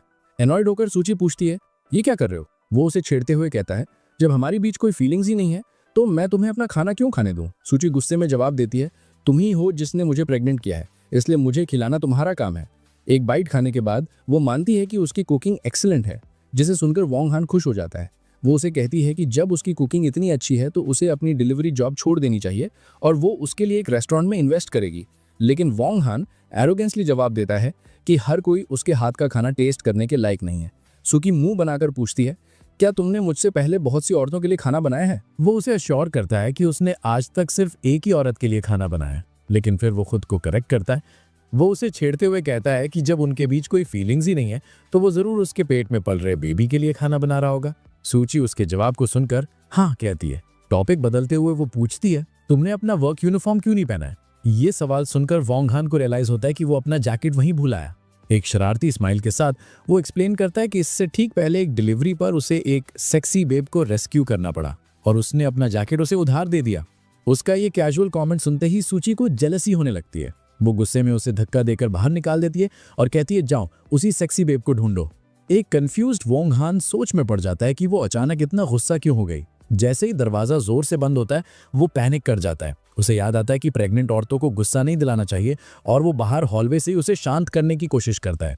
अपने ऑफिस के अंदर सूची अभी भी गुस्से में उस सेक्सी बेब के बारे में बड़बड़ा रही थी और कहती है, जाओ तुम बस अपना खाना डिलीवर करो।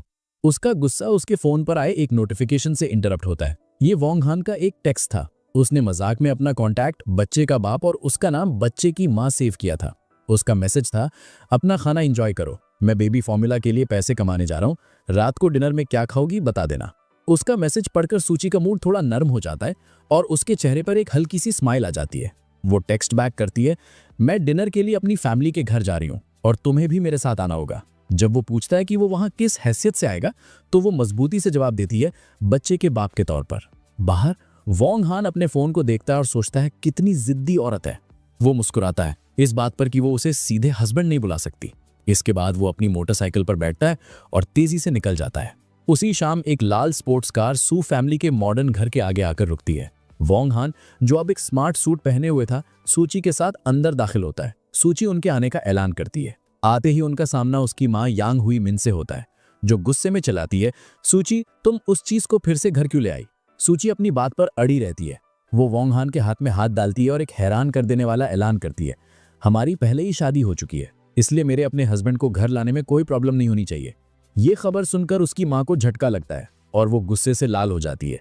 वो सूची पर उंगली उठाते हुए चिल्लाती है, तुमने एक डिलीवरी गाई से मैरिज सर्टिफिकेट बनवा लिया? क्या तुम्हारा दिमाग खराब हो गया है?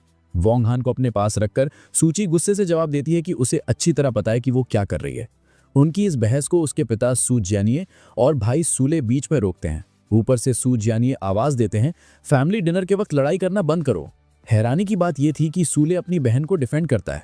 वो कहता है ये सूची की फ्रीडम है कि वो जिससे चाहे शादी करे। फिर एक वेलकमिंग स्माइल के साथ सूले वोंग हान की तरफ मुड़ता है, उसे ब्रदर इन लॉ कहकर बुलाता है और उसे बैठने के लिए इनवाइट करता है। वो कहता है बैठिए, खाना जल्द ही तैयार हो जाएगा।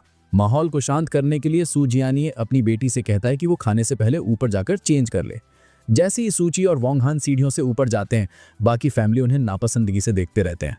जैसे ही वो इतनी दूर चले जाते हैं कि सुन ना सके, यांग हुईमन अपने बेटे से सवाल करती है, तुम अपनी बहन को उस कचरे से शादी क्यों करने दे रहे हो? एक कमीनी मुस्कान के साथ सूले अपना प्लान बताता है। मैंने पहले ही चिन्हाओं को कॉल कर दिया है और वो रास्ते में है। उसकी माँ ये सुनकर खुश हो जाती है और दोनों एक दूसरे को देखकर शैतानी मुस्कान देते हैं। वो बेसब्री से उस पल का इंतजार कर रहे थे जब उस कचरे को उसकी औकात दिखाई जाएगी। थोड़ी ही देर बाद एक मेहमान आता है। सुली और उसके पेरेंट्स उसे डिनर टेबल पर वेलकम करते हैं और उसे यंग मास्टर चेन कहकर बुलाते हैं। ये मेहमान चिन्हाओ था, सूची का ठुकराया हुआ फियांसे। वो थोड़ा एनॉयड लग रहा था और सूले से पूछता है कि उसे इतनी अर्जेंटली यहाँ क्यों बुलाया गया है। सूले उसे बस सब्र रखने को कहता है और एक सरप्राइज का वादा करता है। ठीक उसी वक्त सूची और वोंग हान सीढ़ियों से नीचे आते हैं। चिन्हाओ को फैमिली टेबल पर बैठे देखकर सूची रुक जाती है। वो कंफ्यूज थी कि वो यहाँ क्या कर रहा है। उसकी माँ उसे डांटती है, इतनी धीरे क्यों आ रही हो, देख नहीं सकते हमारे गेस्ट आ चुके हैं। सूची सवाल करती है, ये एक फैमिली डिनर में क्या कर रहा है? यांग हुईमन खुशी से उसकी बात को नजरअंदाज कर देती है और उसे चिन्हाओं के पास बैठने का निर्देश देती है। जैसे ही वो टेबल के पास पहुंचते हैं, सूची और वोंग हान नोटिस करते हैं कि वहां सिर्फ एक ही चेयर खाली है। तभी यांग हुईमन जानबूझकर उनकी बेइज्जती करती है। सू फैमिली के डिनर टेबल पर हर कोई आरा गहरा नहीं बैठ सकता। बिना घबराए वोंग हान उसे चैलेंज करता है, तो फिर चिन्हाओं को सीट क्यों मिली और मुझे क्यों नहीं? यांग हुई हंसते हुए कहती है, अपनी शक्ल देखो जरा, तुम्हारी हिम्मत कैसे हुई खुद को यंग मास्टर चिन से कंपेयर करने की? सूची के पिता सू जियानिए बेचैनी से कहते हैं, सब खाना शुरू करो, जिसे सीट नहीं मिली वो जमीन पर बैठ सकता है। अपनी लॉयल्टी दिखाते हुए सूची वोंग हान की तरफ मुड़ती है और उसे आखिरी चेयर ऑफर करती है। तुम बैठ जाओ, मैं खड़ी हो जाऊंगी। अपनी बेटी की ये नाफरमानी देखकर गुस्से में सू जियानिए जोर से टेबल पर अपना हाथ मारता है। वो सूची पर चिल्लाता है, क्या तुम बगावत कर रही हो? बैठ जाओ और चिन्हाओं के साथ खाना खाओ। लेकिन वोंग हान शांति से चिन्हाओं के ठीक पीछे जाकर खड़ा हो जाता है, जो साफ साफ डरा हुआ लग रहा था। वोंग हान की तेज नजरें उसी पर टिकी थीं। ये साइलेंट प्रेशर बर्दाश्त से बाहर था। एक शॉकिंग ट्विस्ट में पसीने में भीगा चिन्हाओ अचानक अपनी जगह से खड़ा हो जाता है। वो घबराते हुए अपनी खुद की चेयर वोंग हान को ऑफर करता है और रिस्पेक्ट से उसे ब्रदर वोंग बुलाता है। आप बैठिए, मैं खड़ा हो जाऊंगा। पूरी सू फैमिली ये देखकर दंग रह जाती है। यांग हुईमन पूछती है, चिन्हाओ ये तुम क्या कर रहे हो? तुम्हें अपनी सीट छोड़ने की कोई जरूरत नहीं है। वोंग हान जैसा आदमी हमारे डिनर टेबल के लायक नहीं है।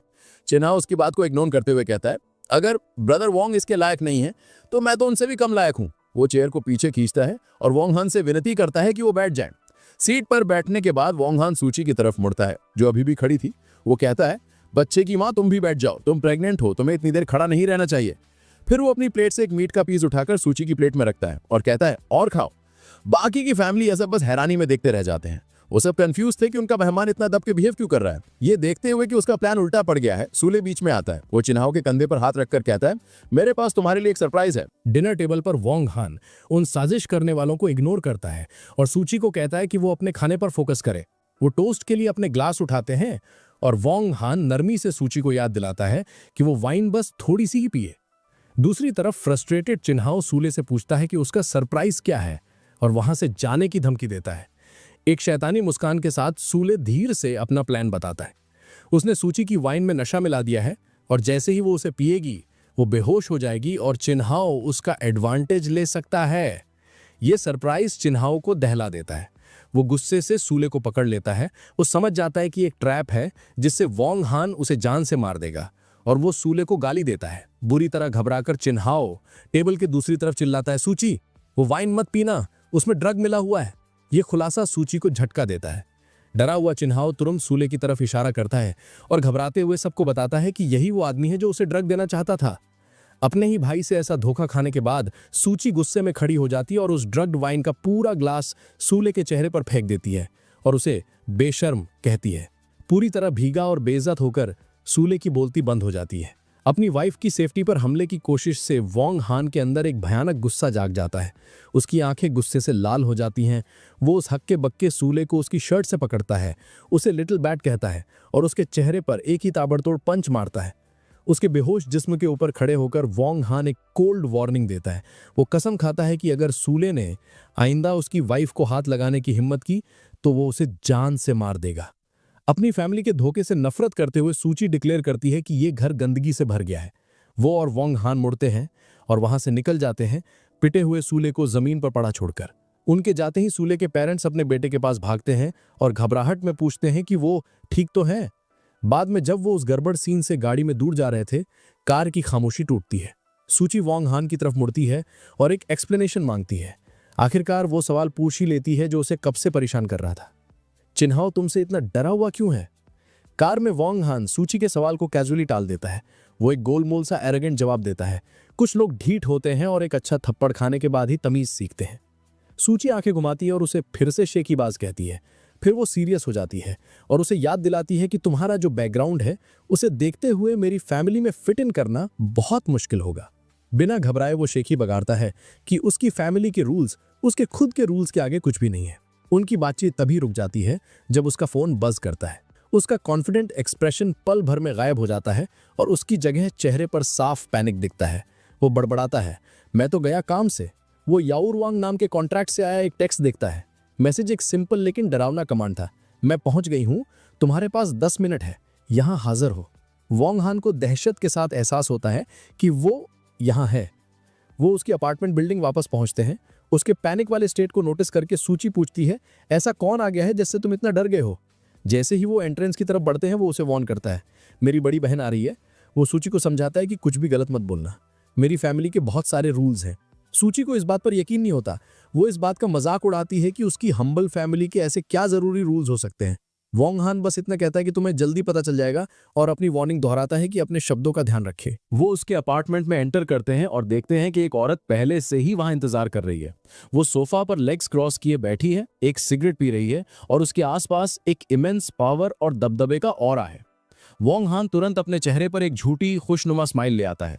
वो अपनी बड़ी बहन को बढ़ा चढ़ाकर गर्माहट से ग्रीट करता है, बहन मैंने आपको कितना मिस किया। लेकिन वो औरत याओर वांग, वोंग हान की बड़ी बहन, पर इसका कोई असर नहीं होता। वो उसके ग्रीटिंग को इग्नोर करती है और एक ठंडी रौबदार आवाज में सिर्फ एक शब्द कहती है, घुटनों पर। सूची ये देखकर बिल्कुल शॉक हो जाती है। हमेशा एरोगेंट रहने वाला वोंग हान बिना एक पल सोचे फौरन अपने घुटनों पर बैठ जाता है। याओर वांग फिर अपनी ठंडी नजरें सूची की तरफ घुमाती है और उसे भी पास आने का ऑर्डर देती है। इससे पहले कि सूची कोई रिएक्ट कर पाती, घुटनों पर बैठा वोंग हान तेजी से बीच बचाव करता है। वो अपनी बहन से मिन्नत करता है, बहन सूची प्रेग्नेंट है, वो घुटनों पर नहीं बैठ सकती। ये सुनकर याओर वांग एक पल के लिए रुकती है और शांति से अपनी सिगरेट बुझाती है। उसके चेहरे के एक्सप्रेशंस को समझना नामुमकिन था। याओर वांग एक ठंडे एक्सप्रेशन के साथ सूची के हाथ की तरफ देखती है और कंफर्म करती है कि वो प्रेग्नेंट है। अचानक उसका वो शांत रवैया बिखर जाता है। वो अपनी जगह से उछलती है और घुटनों पर बैठे वोंग हान को एक पावरफुल किक मारती है, जिससे वो उड़ता हुआ कमरे के दूसरी तरफ जा गिरता है। वो गुस्से में उसे डांटती है, कुछ साल अब्रॉड रहकर बहुत बुरी आदतें सीख ली हैं तुमने। जब हक्का बक्का वोंग हान जमीन पर बैठा अपनी सफाई देने की कोशिश करता है, वो उसके ऊपर झुकती है और ऐलान करती है कि उसे बोलने की परमिशन मिलने से पहले फैमिली पनिशमेंट मिलेगी। ये देखकर सूची तुरंत आगे बढ़ती है और वोंग हान को बचाने के लिए उनके बीच खड़ी हो जाती है। वो अपनी बाहें फैलाकर वोंग हान को शील्ड करती है। वो याओर वांग को कन्फ्रंट करती है, मैं तुम्हारे फैमिली रूल्स नहीं जानती, लेकिन ये बिल्कुल गलत है कि तुम उसे बिना ये जाने मार रही हो कि उसने आखिर गलत किया क्या है। याओर वांग शांति से एक्सप्लेन करती है कि वांग फैमिली के रूल्स बहुत सिंपल सद्गुण हैं, जैसे दया और ईमानदारी। सूची उसे चैलेंज करती है, तो बताओ उसने इनमें से कौन सा रूल तोड़ा है। बड़े ठंडे अंदाज में वो उसकी 3 गलतियां गिनाती है। पहला, अपने बड़ों को इन्फॉर्म किए बिना शादी करना बदतमीजी है। दूसरा, शादी से पहले एक लड़की को प्रेग्नेंट करना अनैतिक है। और तीसरा, एक ऐसी पार्टनर ढूंढना जो उसके लायक नहीं है, ना समझी है। ये आखिरी बेइज्जती सूची को गुस्सा दिला देती है। वो अपने हाथ बांधकर पूछती है, तो तुम्हारे भाई के लायक आखिर कैसी इंसान होगी? याओर वांग फिर उन इनक्रेडिबली हाई स्टेटस औरतों की लिस्ट गिनवाना शुरू करती है जो उनकी फैमिली ने उसके लिए अरेंज की थी और जिन सबको वोंग हान ने रिजेक्ट कर दिया था। वो चू फैमिली की बेटी, एक मिलिट्री एल्डर की पोती और यहाँ तक कि म्याओ क्लैन की होली मेडन का भी जिक्र करती है। मामले को बिगड़ता देखकर वोंग हान घबराते हुए बीच बचाव करने की कोशिश करता है। वो अपनी बहन से मिन्नत करता है कि वो सूची को भड़काना बंद करे और उसे याद दिलाता है वो प्रेग्नेंट है। लेकिन सूची अब बहुत सुन चुकी थी। वो अचानक उन दोनों से कहती है, अपना ये एक्ट बंद करो। एक तंज भरी हंसी के साथ वो कहती है कि वो इनके इस बच्चीकाना परफॉर्मेंस को अच्छी तरह समझ गई है। वो वोंग हान पर इल्जाम लगाती है कि वो एक डिलीवरी गाय होने की वजह से इनसिक्योर फील करता है और उसने ये पूरा सीन स्टेज किया है। उसने एक पावरफुल फैमिली और हाई स्टेटस फियांसीज की झूठी कहानी बनाई है ताकि वो खुद को बेहतर फील कर सके। वोंग हान घबराहट में मना करता है कि ये कोई एक्ट नहीं है, लेकिन सूची उसकी एक नहीं सुनती। वो कहती है कि उनका बिहेवियर बहुत इमेच्योर है और वो नहीं चाहती कि उसका बच्चा ऐसे माहौल में पैदा हो। इतना कहकर वो डिक्लेयर करती है कि वो बेबी के पैदा होने के बाद ही उससे कांटेक्ट करेगी और वहां से चली जाती है। दरवाजा उसके पीछे बंद हो जाता है और परेशान वोंग हान बस उसका नाम पुकारता रह जाता है।